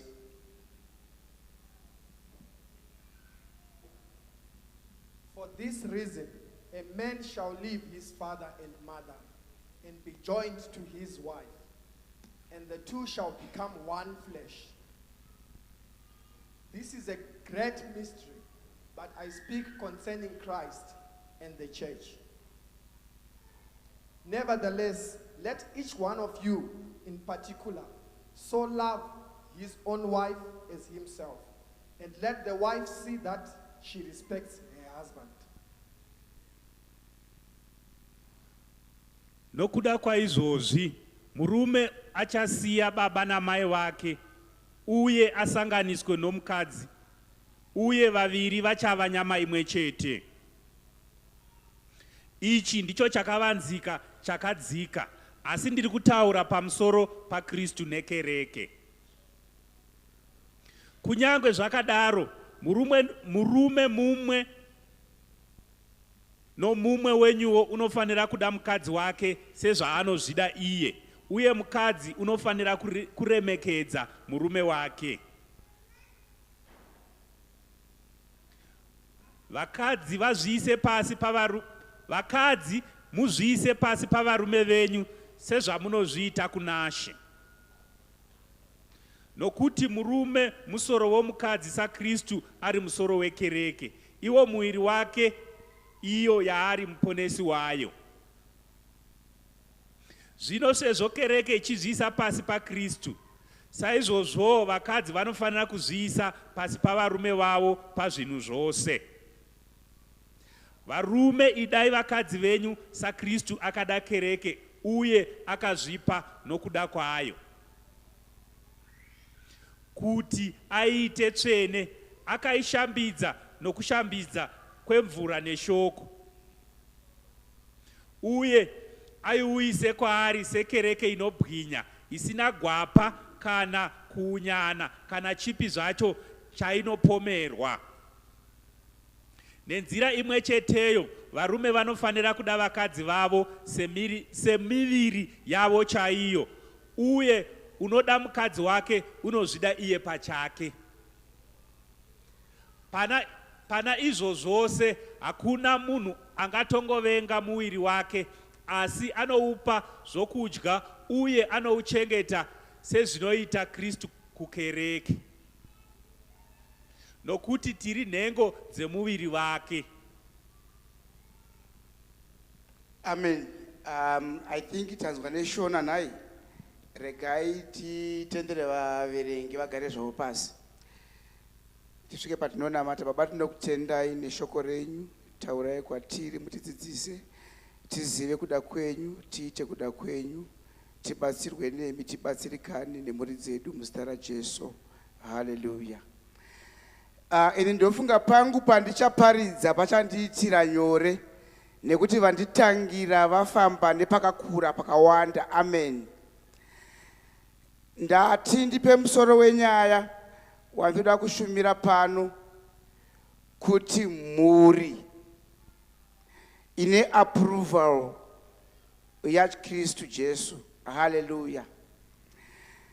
Saka pangoda kutaura nezvenyaya yemhuri, ndaverengesa vhesi yandaverengesa nechikonzero chekuti shoko rinotibatsira kuti tiregedze kuita nharo. Haleluya. Ndikada kutaura nichitaura nezveupenyu hwako unoita nharo, nekuti unoda kuzvijustify, unotsvaka reasons twaunogona kutaura kuti zviite sekuti uri kugona. Amen. Asi kana tadzokera kushoko raMwari, tinofanira kuzvininipisa, todzidza kubva kushoko raMwari. Haleluya. Kunyange ivo Jesu pachezvavo vaiti kana vakudzidzisa vaishandisa mifananidzo kana kuti anonzi miracles. Anonzi parables. Parables aibatsira kuti munhu anenge achidzidziswa aite reference kumba kwake, aite reference yeupenyu hwake, nekuti zvinhu zvawaitorarama semunhu uchitoziva wogona kunzwisisa kuda kwaMwari. Haleluya. Now apa pataurwa zvakanaka, pakanzi kana ndichitaura izvi ndiri kutaura a mystery, nekuti handisi kutaura zvemurume nemukadzi, handisi kutaura zvemhuri, ndiri kutaura zvaJesu nekereke. Haleluya. Jesu ndiye mambo watinonamata, Ishe wamadzishe. Kereke ndisu tiri munhu takamira pano nhasi. Saka pari kupiwa example yezvinhu zvatinodini, zvatinoziva. Haleluya. Ndo panzi imi vakadzi zviisei pasi pevarume venyu chaivo. Amen, amen. Saka vakadzi ngatiregei kuita mistake yekuzviisa pasi pevarume vese vese vatinongoona. Toita sevanhu vane obedience, koita sevanhu vanoteerera chaizvo, kuti ndaona murume uyo ndasangana naye wandisingazivi, woita kunge munhu kwaye, kana wadzokera kumba kwako woita munhu akaoma musoro. Haleluya, haleluya. Zvanzi zviisei pasi pevarume venyu chaivo chaivo, kureva kuti neimwe nguva zviisei pasi pevarume venyu vakakuroorai. Haleluya, haleluya. Munoziva kwatakakurira isu vakadzi dzimwe nguva havagoni kuremekedza varume vavo chaivo, vanovapakurira mundiro dzepurasitiki. Pakasvika vaenzi unoona vachiburitsirwa ndiro dzakakosha, sekuti kana achidyira mundiro iyoyo anonzwa kuti panapa ndiri kudya. Kana baba vachidya vanenge vachiita semunhu asina nebasa rese. Kana kapu chaiyo inonwirwa mvura unoona kuti gilazi iri rakanaka iri, mvura iyi inonyatsodzika, kana riri dringi rinodzika zvakanaka. Why? Because paburitswa gilazi chairo chairo. Asi kana baba vachinge vachibva kubasa, kwavaswera vachishanda vakaneta, vachinopakurirwa so, unovanzwira tsitsi. Pari shoko raMwari riri kuti zviisei pasi pevarume venyu chaivo chaivo. Amen. Haleluya, haleluya. Apa tiri kusemina yevarume, shoko rangu rakawandira kuvarume kwete kumadzimai. Amen. Nekuti zviri kunzi sezvinoitawo Jesu kukereke yake nhai. Jesu paakafa achiinda pamuchinjikwa, paakasiya denga rake achiuya panyika, haana kuuya kuvatsvene, haana kuuya kuvanhu vanga vakanaka, haana kuuya kuvanhu vakaimuteerera, haana kuuya kuvanhu vaine zvavaigona, akauya kuvanhu vanga vakaipa. Haleluya, haleluya. Jesu akafira nyika payanga isati yakumuziva, tichitevera mashavi, tichiita zvaanga asingadi, tichiita zvaimutsamwisa mazuva ose. Ndopa akafira kereke yake, ndopa akasiya denga rake, ndopa akasiya umwari hwake. Haleluya, haleluya. Zvinoti navamwe varume kana vamwe vakomana vari kukura vachazoitawo varume vanenge vari vana baba mudzimba dzavo, vanoti ini ndinoda anondida, ini ndinoshandira anondishandirawo, ini ndinopfekedza anonditirawo zvakanaka. Asi Jesu paakada kereke haana kuda akanaka varume. Jesu paanga ari panyika anoti handina kuuya kuzotsvaka vakanaka, asi ndinouya kune vakaipa. Kana ichinge iri nyaya yekuda iyi, kana ichinge iri nyaya yekugona iyi, haiitirwi vakanaka, haiitirwi vanogona. Inoitwa nekuti uri murume akanzi uchave muridzi, uchave mukuru, uchave the leader of your family. You will love your family. Varume, amen. Kana taakuda vakadzi vedu, kana taakuda vana vedu, hachitarisi kugona kwavo, hachitarisi kunaka kwavo, hachitarisi zvavanopfeka nemapfekero. Zvinotarisa kuti tiri varume tisakapiwa simba naMwari rekutungamirira mhuri dzedu muzita raJesu. Haleluya, haleluya. Vana ngavarege kunetseka kuti dai zvaichuzwa, dai ndisingachuze mudhara uyo, ndava mudhara uyo haabatsire, handina zvandinowana kwaari. Zvokuti dai zvainzi zvichuzwe, vamwe varume vaishaya mhuri, vaishaya vana, kana vaishaya vakadzi, vanoti ndakaita mistake because mudhara wandiinayo uyu zvangofanira kuti pamusha pano hapana baba. Imi muripo zvenyu. Asi shoko raMwari rinoti kana uri baba teerera unzwe, sezvakaita Jesu kereke yake ndozvawakaita kumhuri yako nemukadzi wako nevana vako. Haleluya, haleluya. Mwari ngavatibatsire mangwanani ano sana baba, tizive kuti tine basa rakakura ratakapihwa rekuti vana vane vakadzi ava kana vachitiona vanoti mudhara achauya, zvamuri kuita izvi baba vangu vachauya. Sezvinoita kereke inoti isu hatina chatinosya, isu hatina chatinovhunduka nekuti mudhara ariko. Kana tichinge tapfugama tanyengetera, nyaya dzangu dzinogadzirika. Sei kereke ichidaro inoziva kwazvo kuti Mwari ava havatarisi kutadza kwedu, nekuti dai vaitarisa kutadza kwevanhu hakuna aigona kuripinda denga iri. Haleluya, haleluya. NdiMwari wakatendeka unotiregerera mazuva ose. Zvinonzi wakarurama unowaka nomwe, asi unoramba uchimuka. Tinoramba tichidzokera pamberi pake tichikumbira kuregererwa naye. Iye wakatendeka unotiregerera, unotigeza, unotichenesa, unotiitira zvakanaka muzita raJesu. Haleluya. Nyaya yangu iri kuna baba, kuti vana baba Mwari ngavatibatsire tisimbiswe, tigone kumiririra Jesu. Vati kana vakatitarisa vanoti ndo zvandinoitira kereke yangu, ndo zvandinoita kereke yandakaisa panyika. Kereke iri panyika yakachengeteka, ine unoida, ine unoichengeta, havana chavanoswa. Ndinovarwira. Pane imwe nguva vari kuna Jehoshafati, haikona kutya avo vakakukomberedza vakawanda kudai, haikona kutya nekuti kurwa hakusiri kwako, asi kurwa ndekwangu ini Jehovha Mwari. Imi chingoendai mumire muone Mwari vachikurwirai. Haleluya, haleluya. No wonder why Mwari vakatipa simba sana baba, kuti patinomuka makuseni, patinodzoka manheru, simba tinenge tiinaro, zvatinenge tawana kinoti mhuri idyai, mhuri rarai pakanaka, fambai nezvakanaka, pfekai zvakanaka. Chikonzero chii? Tiri kuzama kuita zvinoitwa nababa vedu. Haleluya, haleluya. Kana uchinge uri baba uchipinda mumba mako, inzwa kuti ndasvika pano, akanga achitidzidzisa pano akati you are kings. Vana baba muri madzishe. God has made us kings. He has made us leaders. When you walk into that family, walk with your integrity intact. Famba nesimba, with your confidence, with the level of your confidence as high as it can ever be. Why? Because you are a leader. A man is a leader. Usati handina kwakutungamirira, ndava kwakutangira unako, mhuri yako unayo, vakatokutarisira ivavo kuti baba varipo, vakatokutarisira ivavo kuti kana mudhara auya zvinonga zvagoneka. Don't be a race father. Usaite baba vane usimbe vasina value yavanoudza kumhuri yavo. Hallelujah, hallelujah.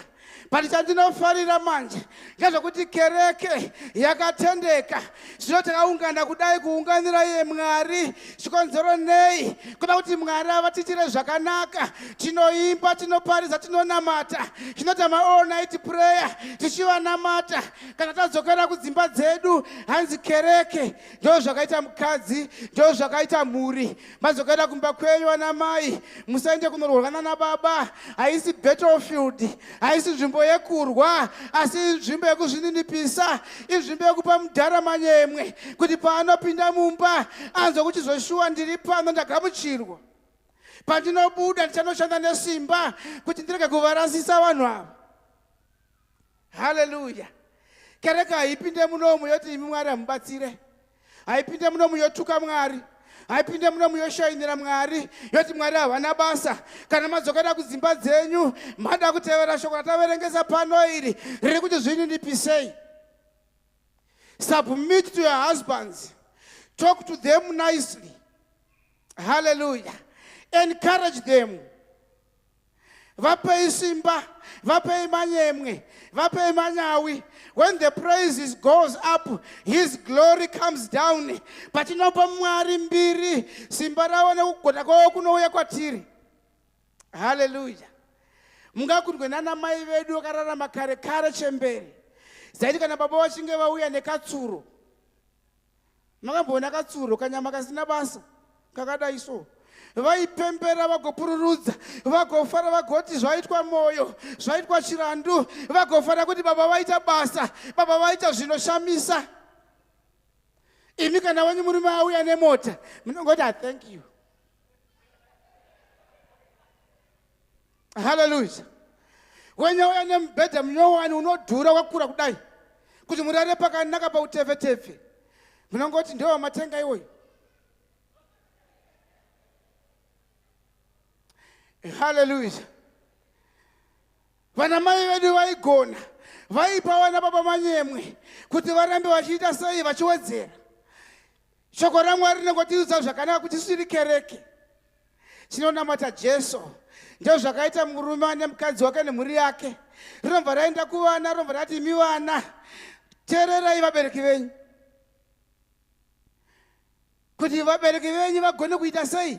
Kuita manyawi kukuchengetai. Haikona kuita musikanzwa kuti every time baba pavanouya vanokusvikira usiri pamba, pavanokutsiura hautereri. Mai pavanotaura newe kuti dzoka kumba nenguva hauyi kumba nenguva. Mai pavanotiverenga huverengi. Hallelujah. Vana vari muna Kristu vanonamata Mwari. Vana vari muna Kristu vanoteerera shoko raMwari. Mhuri inonzi mhuri ndio zvakaita chechi. Murume wayo ndiani? Ndikristu. Tinosubmita kuna Kristu isu. Hachizvioni tiri vanhu vanoshamisira pamberi paKristu. Kunyange ukaita mari yako, ukaita mota yako, ukaita kampani yako, kana wauya kuna Kristu uri mwana unogwadama, tiri mudzimai waKristu. The church submits to Christ. Hallelujah. Vamwe vana mai vakaita mari havachagoneki wena. Vakaita mari vakuuya mumba vanoti wabika here, waridza mubhedha, vanowanisa kuchikoro here, zvese murume amukadzi wepamba ipapo.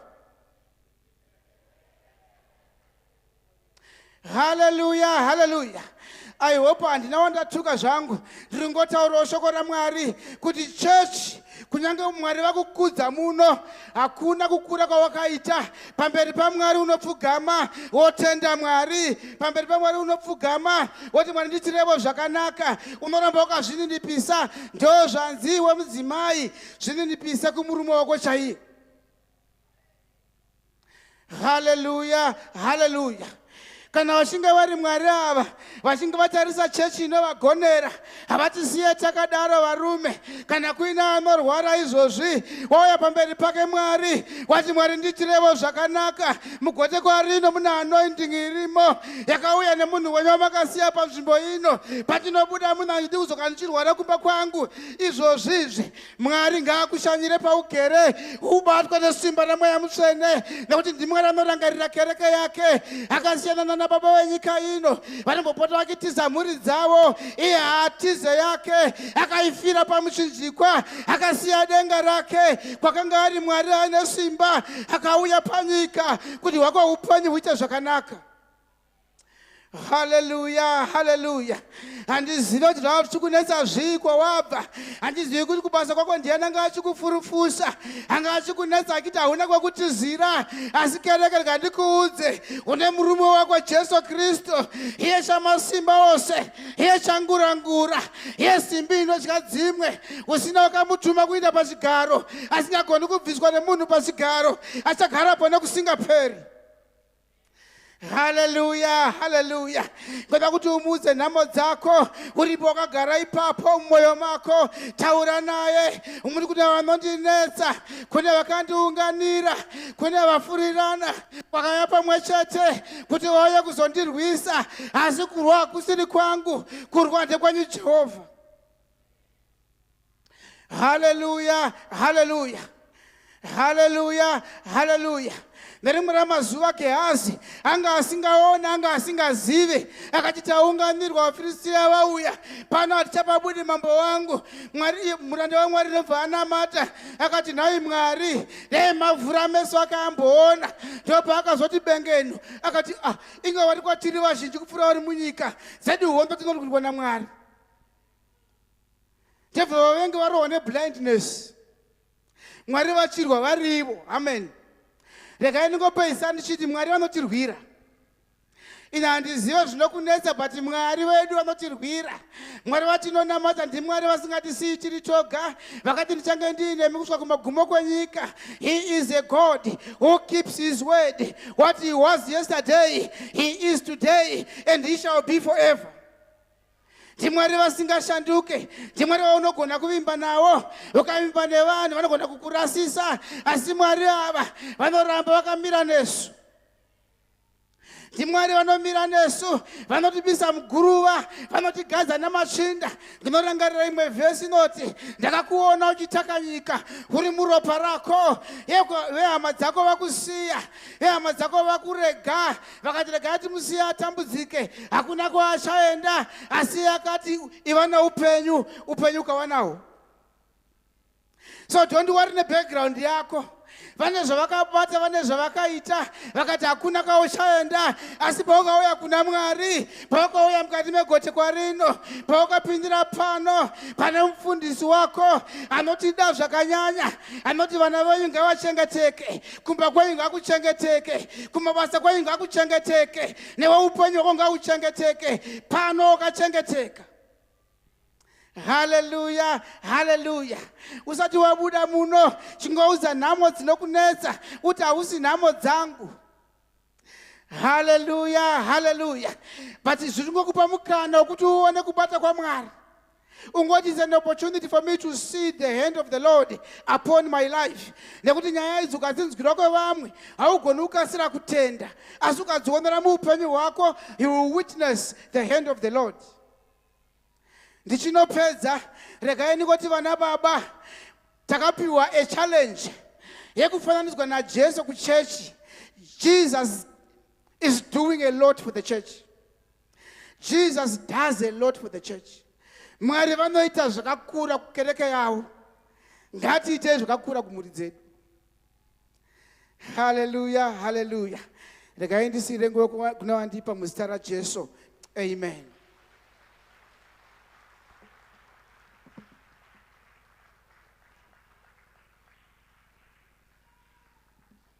tirambe tichirova maoko vachigara pasi.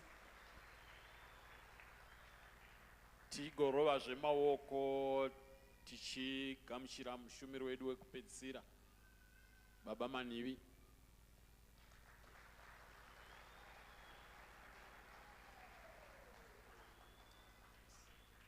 Ndinotenda vamasinire. Regaiwo nditange nokutenda mufundisi nokuti panguva yekumboparidza ivo vakagara zvavo zvine zvazvinotaridza pauleadership. Uye ndichatenda boka rana baba nokunditendera kuti ndiye ndizovharisa mutambo. Ndisati ndapinda munyaya yangu, regaiwo ndisvikewo pandinotenda my beautiful Onini ari kumashure uko. Wanditi hanzi, my guy, I heard that you are preaching. Are you fine? Saka regaiwo ndipindure beautiful Onini ndichiti, I got this. Now mfundisi mangwanani ano vamasinire vandipa 20 minutes. Asi ndine mweya wehumateenager uri mandiri. Isu kumateenager tinongoparidza 5 to 10 tobva tatovhara. Saka ndichati kurumidzei zvangu kuparidza. Mangwanani ano ndachuza a very important topic yandoda kutaura nezvayo. Yandapa mushoro weshoko kana kuti dingindira rinoti the power of association. Kana Shona yangu iri correct inoti simba revakakutenderedza. Ndaona pane vamwe vakabata mabhuku ibva wangoti hashtag tell me who is your friend and I'll tell you who you are. Kumberi kwacho ubva wati birds of the same feathers flock together. Shiri dzine mambava mamwe idzo dzinobhururuka pamwe chete. Nditenderewo mangwanani ano nokupa just a simple definition yekuti shoko rinonzi association. Association zvazvinongoreva nezvongoti it's a group of people who share the common interest. A group of people who share the common interest. That is what is called association. Vakaranga vana soro jena vakati ukadziya moto wembavha newewo wava mbavhawo. Mangwanani ano vanyamunga nditenderewo kumboshandisa mudzimai wenyu as an example. Pakaita mota yakosora panze apa, mukadana mai nyamunga, kwete vanyamunga, mukadana mai nyamunga mukati pane motikari iri kukosora panze apa. Vachisvika ivo mai nyamunga vanokuudzai zvemadistributor, vagokuudzai zvepeturo, vagokuudzai zvemaplagi. Ivo havana chikoro chavakapinda chemechanics. Asi chaitika ndechekuti pane vavanogara naye, vavanoasosieta naye, anoti kana achimwa tii mangwanani anenge achitaura nyaya zvezveinjini, masikati anenge achitaura nyaya dzemapistoni, manheru akunovata anovaudza nyaya dzezvemotikari. Saka ivo nokuti vano munhu vanoasosieta nawo, izvi zviri muvhokabhurari ravo. Ndinofungidzira kumadzimai wavo mukapa mai nyamunga maexample kuti vakuudzei maexample ezvemotikari haangapfuuri vasina kutaura. Chandinoda kukuudzai mangwanani ano, nditenderei futi ndikupei umwe muenzaniso. Ndichakumbira vana baba vanoverenga vauye kuno kumberi kuti tigoverenga. Ini chandinoziva ndechekuti ukama hwangu nechirungu hativerengani pamberi pevanhu.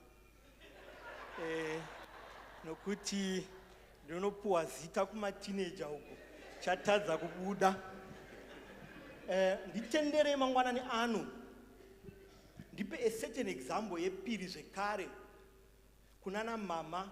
Ndinoziva nhasi mauya makachena chose, asi chandoda kukuudzai ndechekuti mangwanani ano machenera makaita nemadrezi enyu anosvika uko.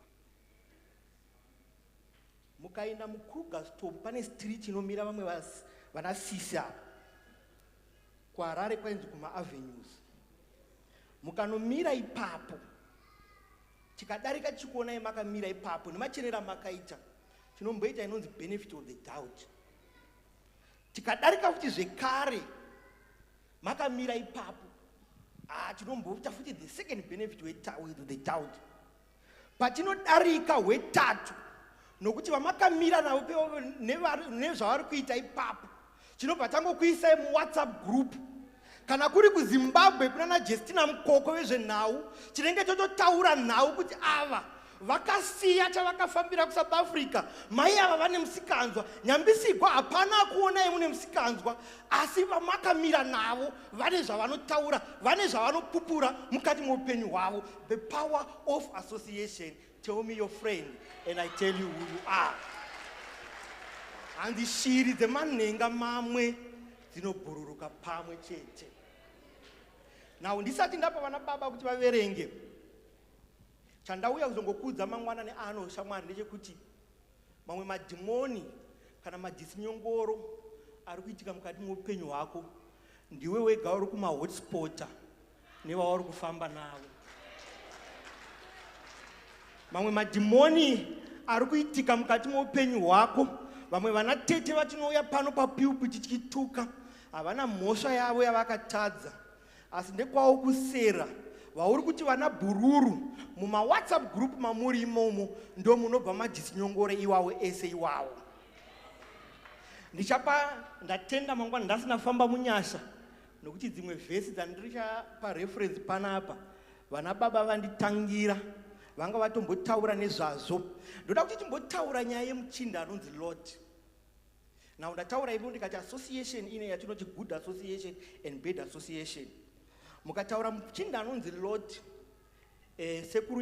sekuru Jakata, imi ndimi makadzidzisa content kana yainzi religious studies kukuku. Hapana pandakambowa payaidzidziswa zvichinzi Lord waitaura naMwari. Asi mukanoverenga Genesis, especially pa 13 pa 5:8, nokuti Lot wanga ari muzukuru waAbraham, waifamba naAbraham pane zvese zvaiitika, pakawedzera upfumi hwaAbraham, hwaLoti hwakawedzerawo nemhaka yei, nokuti waiva pazvaiva zvinoitika. Saka association yaLot with Abraham yakachinja upenyu hwake. Iye akatobva atonyogwawo mubhaibheri maanga asingatombofaniri kunyogwa, nokuti hapana chimwe zvatinoziva pamusoro paLoti kunze kwokuti mukadzi wake wakaita munyu uye nokuti wakatambira vanhinkiri vakanga vaya kuzomutora munyika yeSodoma. Mukatarisa upenyu hwaLoti zvakare, chinotoita kuti ararame, Mwari paanga ada kuputsa Sodomu neGomora, yanga iri association yaAbraham. Mudhara anga atokanganwa kuti kuSodoma kuna Loti. Iye Abraham ndiye anotozomureverera kuti kuna Loti kuSodoma uko kwozotumigwa vanhu vanomutora. The power of association. Mangwanani ano vana baba, ndinokumbira kuti muverenge pa Proverbs 13 kusvika pa 20. Isiporiko vhesi shoma shoma ndataura ini ndikati in 10 minutes ndinofanira kunge ndabva pano. Ndichakumbira kuti muverenge Proverbs 13 to 20.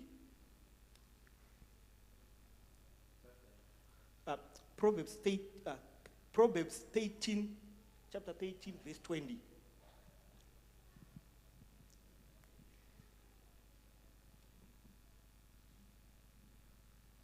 He who walks with the wise men will be wise, but the companion of fools will be destroyed. Apa ndafarira shoko rinoti who walks with the wise. Mukazotarisa yavanotiyo the KJV version inobva yati who walks with the wise shall. Zvinoreva kuti ukafamba mutsoka dzevakangwara newe unotongongwarawo. Hazvina ingori formula iyoyo, walk with the wise newe unotongongwarawo. Ukafambawo mushoka dzevanopenga kana kuti vano dzimwe hama idzi,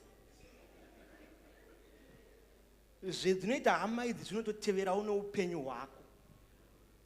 Saka dzimwe nyaya dzedu tisu tinozvikanyira tega by the people that we choose to associate with, by the people that we live with. Zvandoda kukuudza mangwanani ayo ndekuti association muupenyu hwako is not an option but it's a necessity. Unofanira kusimudza maziso uchitaura kuti izvi zviri kuitika kushamwari yangu izvi handidi kusangana nazvo, wobva watotiza neupenyu hwako ikoko uchiinda kune vanhu vanochinja upenyu hwako. Chandinoda kukuudza shamwari ndechekuti kana ukawirirana nachiremba haufi wakaenda kunobhadhara consultation, mapiritsi anouya wakagara mumba nemhaka yei, nokuti waassociata nawo ane zvinoitika mukati moupenyu hwako. Saka ndo zvandada kukuudza ndikati gore rino reestablishment, dzimwe dzenguva establishment uri kuitsvaga ichishayikwa, asi ndiri kuti kwaukambozama kufamba nevari established zvakare, unoreva kuti inogona kubatika here. Saka ndiri kuti ngatichinjei the certain people that we live with, ngatichinjei the people that are among us. Ndichakumbira tiinde pana 1 Corinthians ndapadhuze nekunopedza verse 15, 1 Corinthians verse 15 to chapter 15 verse 33.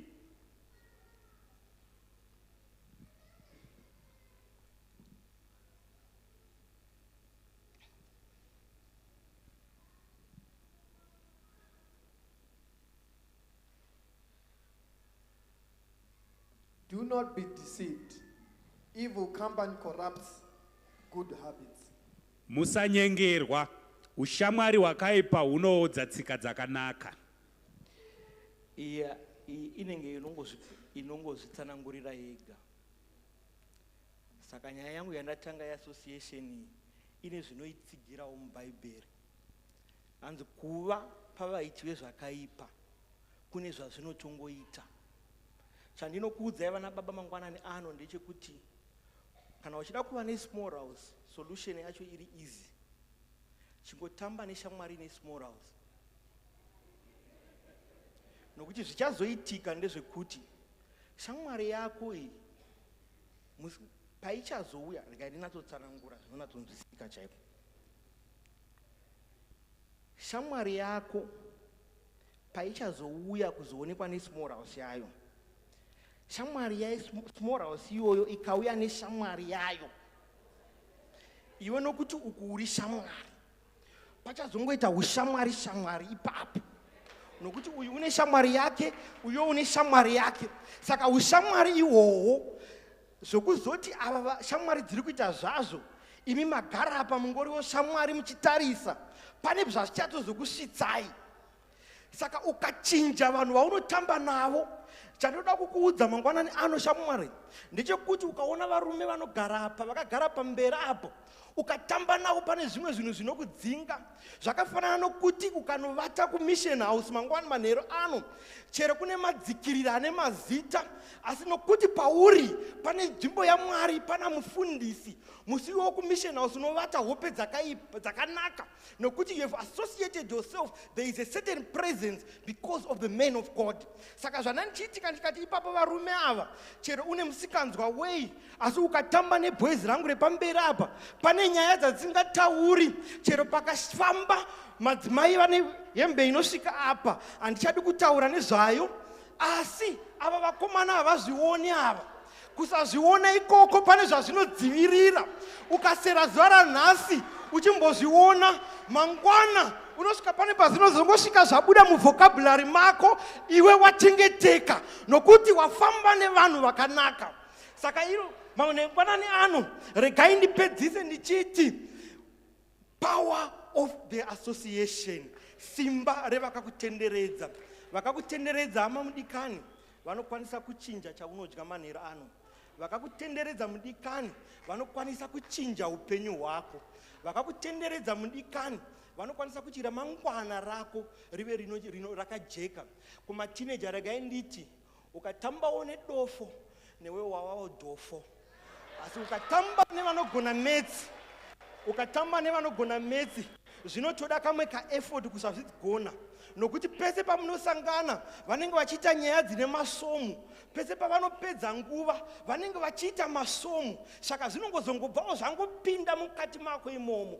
Ukatamba nevanoita zvakanaka, zvakanaka zvinotevera mupenyu. Ukatambawo nana mukoma ino zvemagitare izvi munotaura, ukatambawo nana manyasha zvokuimba izvi munotaura nezvematena. Vana baba regai ndikukumbire muchigara pasi ndichinopedzisa mangwanani ano ndichiti the power of association. Tell me your friend, tell me who is your friend, and I tell you who you are. Shamwari yako chete inotongotiudza upenyu hwako. Shiri dzemanhenga mamwe dzinobhururuka pamwe. ndinotenda regai ndisiye nguva nekuzara kwayo kuna mama Sirire. Thank you.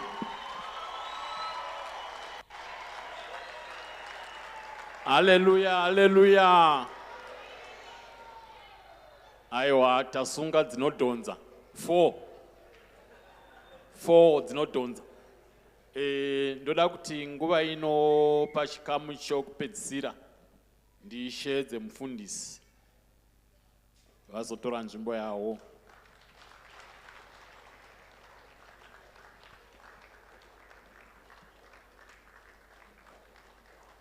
Hallelujah.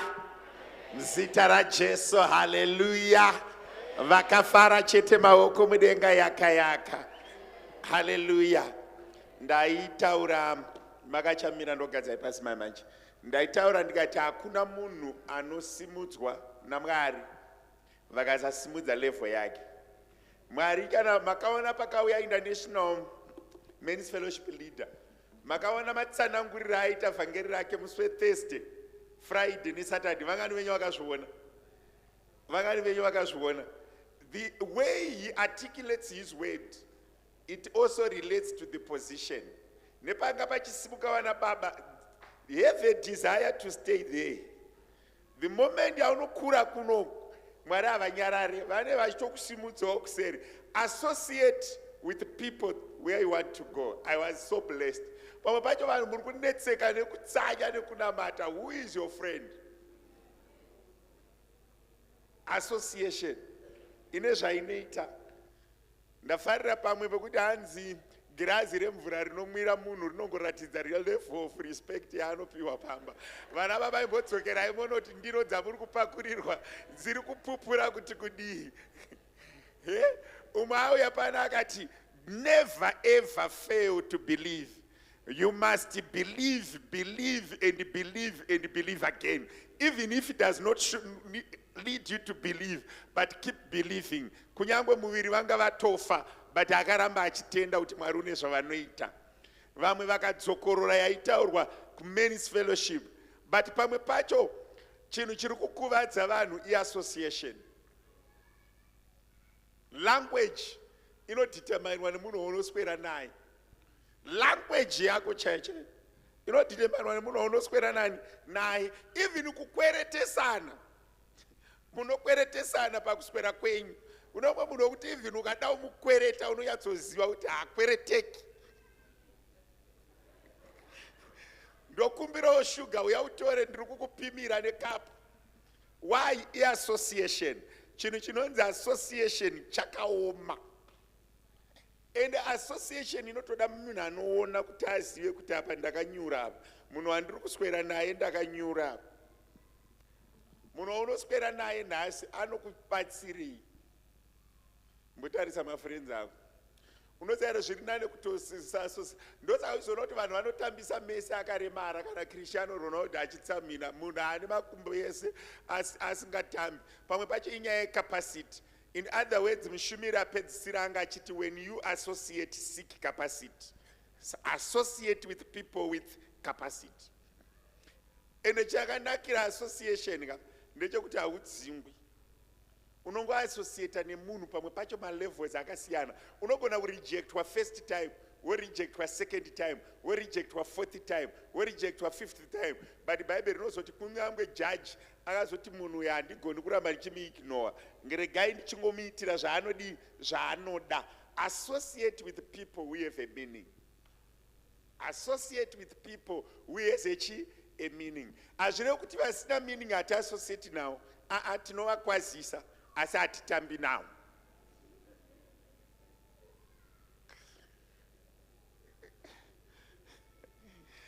Vasina meaning hativatize, tinongovakwazisa asi hatitambi navo.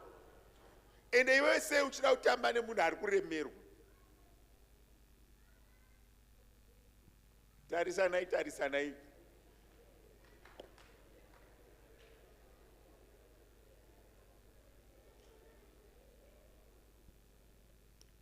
Tarisanai futi.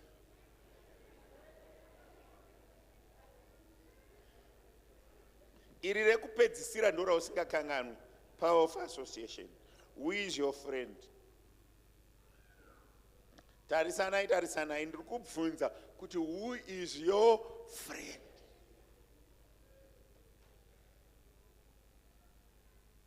Munoziva rimwe gore chigarai pasi, rimwe gore ndakashanyira take no offense, rimwe gore ndakashanyira mai Mashava kumushangeni. That was 2016. Vandashanyira mai Mashava kumushangeni. Vaigara vari 3 mafamilies. Vavandibikira. Vandibikira, I didn't like I didn't like the food. I mean, because yainwa paraffin. Ndangada bikirwa pa prima stop paraffin, and I didn't like the food. But it's with 3 families. Vandaja.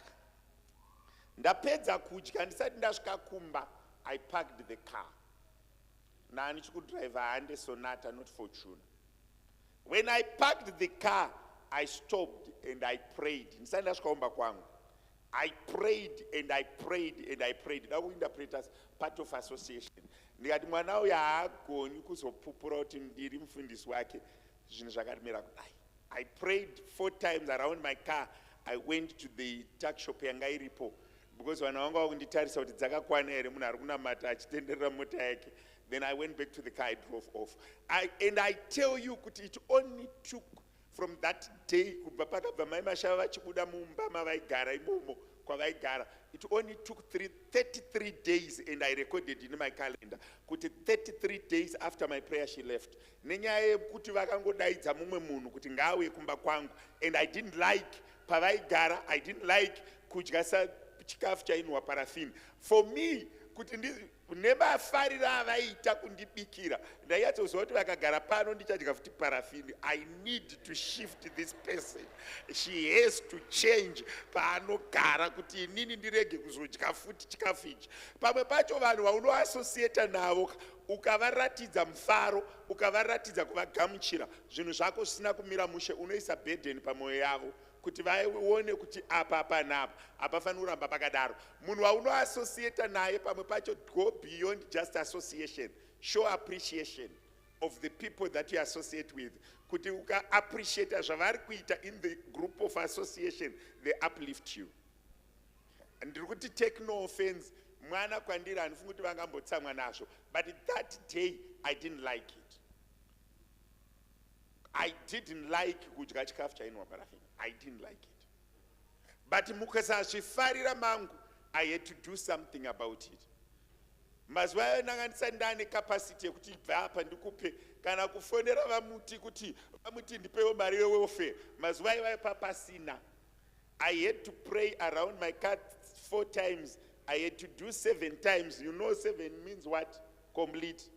But I didn't do it because vanhu vakatanga kunditarisa semumwe munhu ari kurwara. Then I walked to the shop.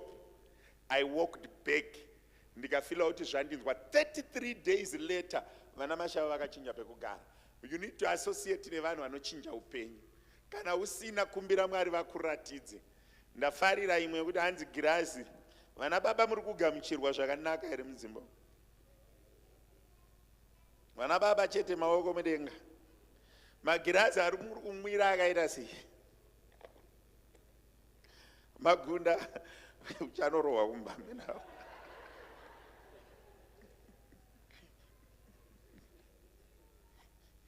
All right. Ndoda kutenda Mwari kuti takaitirwa zvakanaka kumba kwababa namai Masimike. Tine mwana musikana anonzi Faith musi wa7 August. Uye gogo Kandira mai vamaingoroma vauya kuchechere ndivakwazise zvakagamuchirika. We had here again musi weSunday last week. Gotinokudai Mwari vakuitirei zvakanaka, varambe vachikuchengetedzai muzita raJesu. Amen.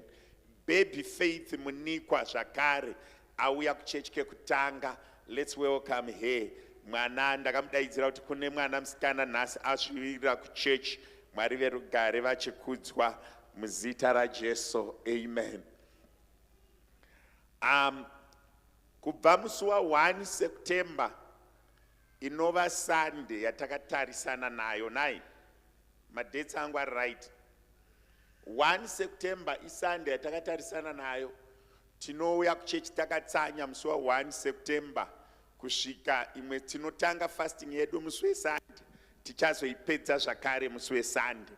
And for the complete 8 days tinenge tichiuya tichinamata Mwari. Ngatimbopindai museason yekunamata. Mwari vatiitire zvakanaka. Patakapinda muwinter season, we were very generous with food. We have been eating. Tine mamande akawandisa ataingonzi there is no fasting muombera maoko. Unfortunately mamandays ese asara akazara nyasha takupinda museason yekunamata. Toda kumbotora nguva yakawanda yekutsanya nekunamata. Sunday yacho ndichazokuudzai zvinoteera, but imboziva kuti tine 8 days dzatakatarisana nadzo dzekutsanya nekunamata. Kubva Sunday to Sunday tinenge tichitsanya nekunamata. Mwari verugare vachitibatsira. Ma-intercessors ese yakwana nguva yatinoshanda. We need to pray. For the whole Sunday through the office here, for the whole week through the office here, Maimkomba Choto, every hour of the night we must have people praying. From 8 p.m. to 6 a.m. So we need to put each other in groups through your office, Maimkomba Choto. Yakuti vanonamata 8 to 9, ndiva 9. Vanonamata 9 to 10, ndiva 9. Vanonamata 11 to 12, ndiva 9. Throughout the night, tinofana kunge tina an intercessor akamira panzvimbo achinamata pazvondo ratakatarisana naro. Vanokwanisa, you can pray the first 6 hours and the second 6 hours. Prayer has never been a problem. Unogona unamata 8 to 9, wozonamata 3 to 4. Vanhu vazhinji ndokuonai online pa Facebook muchiona zvinhu. Ngatimbo transform at this time from to time yekunamata. Handei pamberi paMwari tinotsvaga Mwari wiki ratakatarisana naro. Mwari verugare vachitiitira zvakadini zvakanaka muzita raJesu. Amen and amen. Saka tiri kuti next week kubva Sunday, unouya Sunday yakangotinakira kuti patinopedza service takunodya handiti, but Monday to Saturday tinenge tichibreaka. Saturday and the next week ndichazokuudzai Saturday yacho tonamata nguvai zvitiitire zvakanaka muzita raJesu. Amen and amen. Mwedzi wewe wakatinakira kuti tine makempi yababa yana baba nevakomana. Mwedzi wakunopera futi first week of October tine camp yana amai nevasikana. Mwari verugare vachidini vachikudzwa. Handei tinogadzirira nguva yekunamata. Regai ndipe kutenda kwangu nerukudzo rwangu kunana baba vese vanga vaine zvekuita panguva yavo, pamwe chete nababa masinire nevavanoshanda navo. Tibatanidze maoko nekushanda kwakanaka kwataona kwanga kuchiitwa nana baba, the commitment, the time and the effort. Mwari vachitibatsira. Amen and amen. This week tine ma cell groups, and the topic yatiri kuita kuma cell group inonzi downtime. Toda kunostada chinhu chinonzi downtime. Then ukanga uine pekunyora chaura kuti downtime woti slash not time to die, wonyora futi not fighting time. Pane inonzi downtime. Handizivi kuti ndoda ku downtime. Downtime, it's a word that came with industrialization. Downtime, it's a word that is normally used in association to industrialization or manufacturing. When downtime, when machine downtime is the time accumulated when your manufacturing process is stopped for an unplanned event, e.g., a motor failure. While downtime is most often associated with equipment failures or breakdown, it is actually encompasses an unplanned event that causes your manufacturing process to stop. Why downtime? Why downtime in particular? Ndoda kuti kuma cell groups nema families mu realize kuti aisi process yese yaunoita muupenyu inowana chinhu chinonzi downtime. Relationship yenyu se marriage kana nevana inowana futi nguva inonzi downtime, when an unplanned event just comes in your relationship. and everything stops. How do you react to downtime? What do you do in downtime? Vangani venyu vanopinda downtime and arise again. Kana kuti ukapinda downtime, that's when you die. My families muchaita inonzi downtime. Apazi pese pazvinenge zvakakunakirai.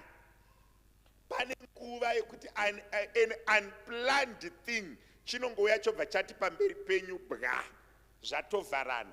What do you do kana relationship yaifamba zvakanaka ikamuka yaane chimwe chinhu chakaimisa?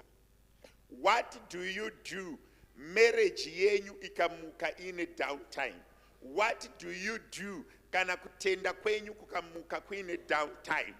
What do you do mu present worship, mu ushering, mu deco mukamuka muine an unplanned thing changoiswa pakati penyu? Do you know that many people have never recovered from downtime? Or many people have taken downtime as permanent? And it knows that chinonzi downtime. Even at individual level, vangani venyu vakambosvika panguva ye-shut down, you just feel like shutting down. Kungonzwa kuti chinhu chatouya pamberi apa ichi chatondikanganisa. Let's go and reflect on downtime as we prepare to get in the week of fasting. How are we treating my moments anongomuka paine chimwe chinhu changa chiri unexpected? How do you handle surprises? Marriage menyu. How do you handle a surprise?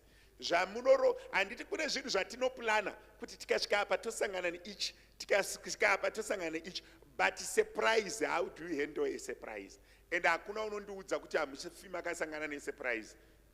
Munosangana nesurprise. Pane chimwe chinhu chokunoti ichi hachina kumbobvira takachifunga kana kuchirota, but chatovepo. It's downtime. And the downtime I prepare you. Unongomuka kuchina wakafa. Downtime haina preparation. Downtime haina timing. It's not planned. It's not timed.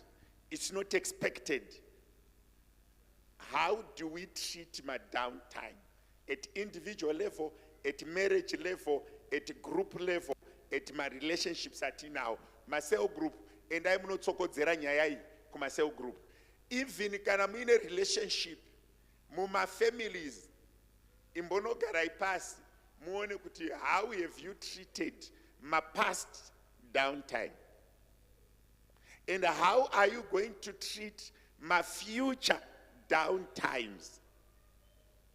My families, how imbodzokerai kana muri two muti patakasangana ne surprise. How did we fail? Did we come okay? If we did not come okay, mavanga acho akapera here. Maronda at downtime akapera here. Downtime is coming to every one of us. Pane musi wa munongo muka mine chimwe chino chamusina umbo.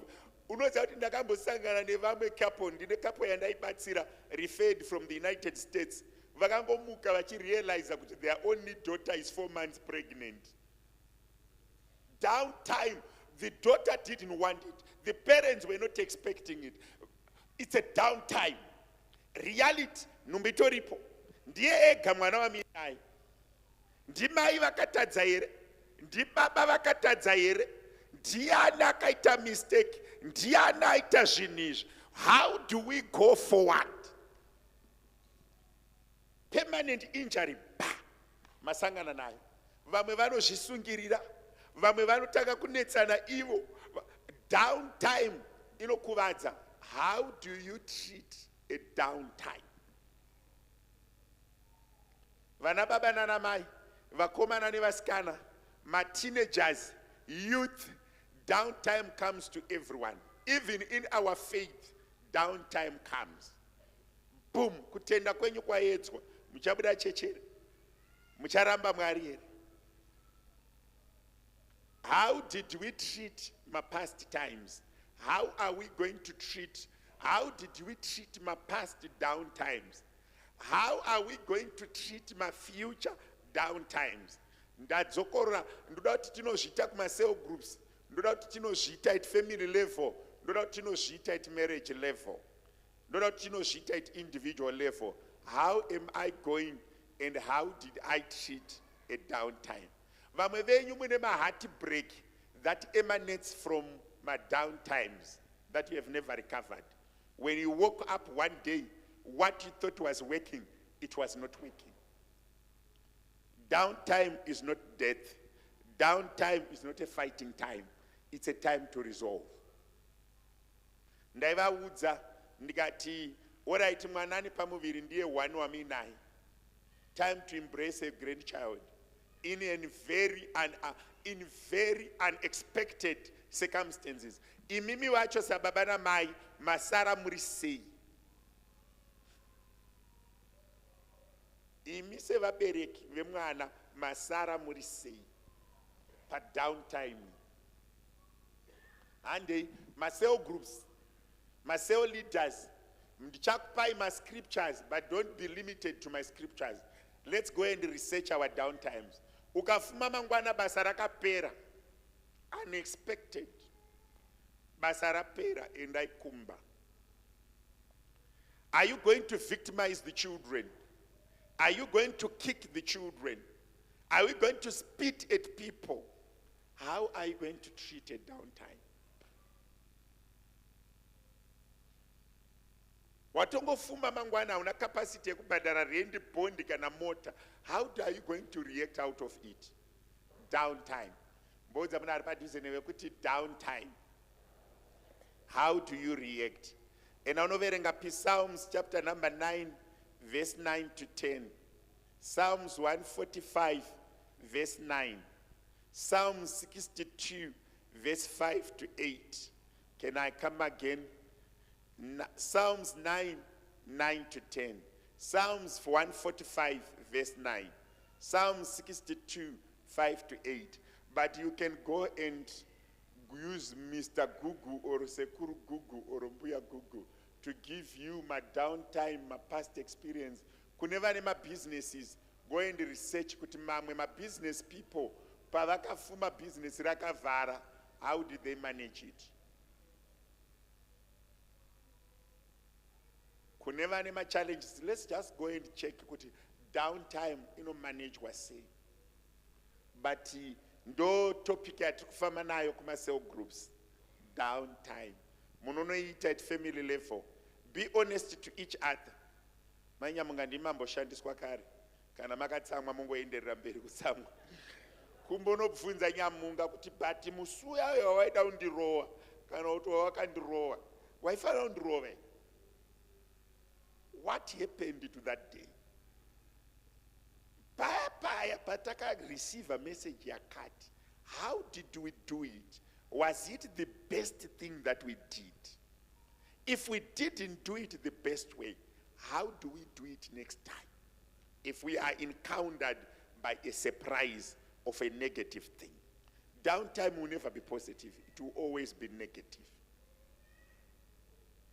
The success of everyone is how you manage problems. Not how you manage good times, but how you manage problems. And it monoitaris. Monogara pasiso.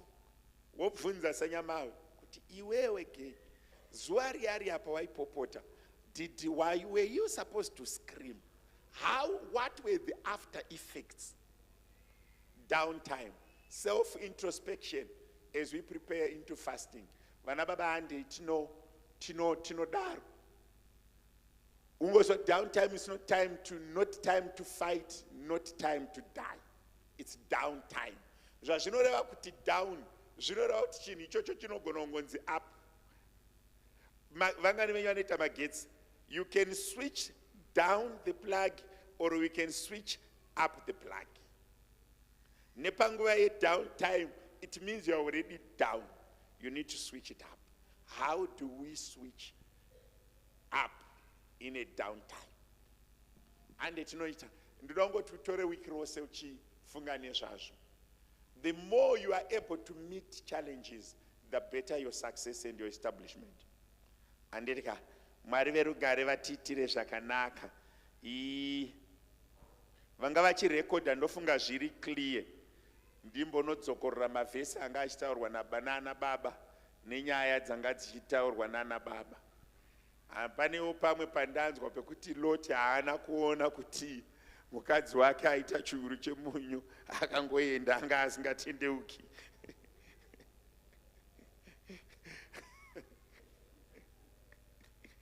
Kuparidzirwa kunonakidza.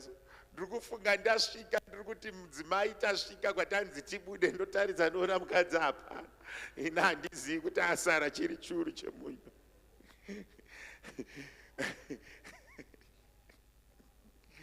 Alright. Pane imwe futi yandafarira yokuti pakawanda mafuro, mhuka dzakawanda, dzawanda, mafuro ave mashoma, vafudzi vaakurwa. Loti akakanganwa kuti ari hotspotted. Akutonongedzera kune mafuro akanaka achikanganwa kuti anointing iri kushanda ndeyamukoma Abraham, ndeyasekuru Abraham. Makambopa verenga ipapo. Kune vari kuno hotspot kwama-association, musazokanganwa kana mahotspotwa kuti vakakuhotspotai varidzi anointing ndivanani. Loti akatozonongedzera kwakapfumbira achikanganwa kuti akadaidzwa kubva kuHarani. Amen and amen. Mwari vatitire zvakanaka. Vangani vafarirawo vana baba vanga vachiimba. Vangani vaitirwa zvakanaka nepraise and worship yezuva ranhasi. Vana baba vanga vachifara. Handisi kuti praise and worship mamajaivhi munokwana here. Nomunga muchatora zvidzidzo, vana baba vanga vachifara. Vanga vachifara singaiti. Mai Masiniri, ndimi muri kudzidzisa baba. Hanzi ndiri kuvadzidzisa. Uyai tizopa kunashe. Mwedzi wedu wapera. Vana baba nana mai, let us be faithful. Chimwe chinotiitira zvakanaka, salary yako ika-associate naMwari. Kuti salary yako ina association nemusharukwa inouya kuchechi. Zvinotibatsira, zvinoita kuti mari yacho iwande sekuwanda kwakaita sirivheri nendarama raMwari. Kana mari yako yako associate naMwari. Tichiimbirwa tichipa, tisakanganwa kuti mwedzi wedu unopera svondo rino. Let your salary be associated with the Lord. Tichiimbirwa tichipa, ngatitange kufamba tichiuya kumberi kuzopa.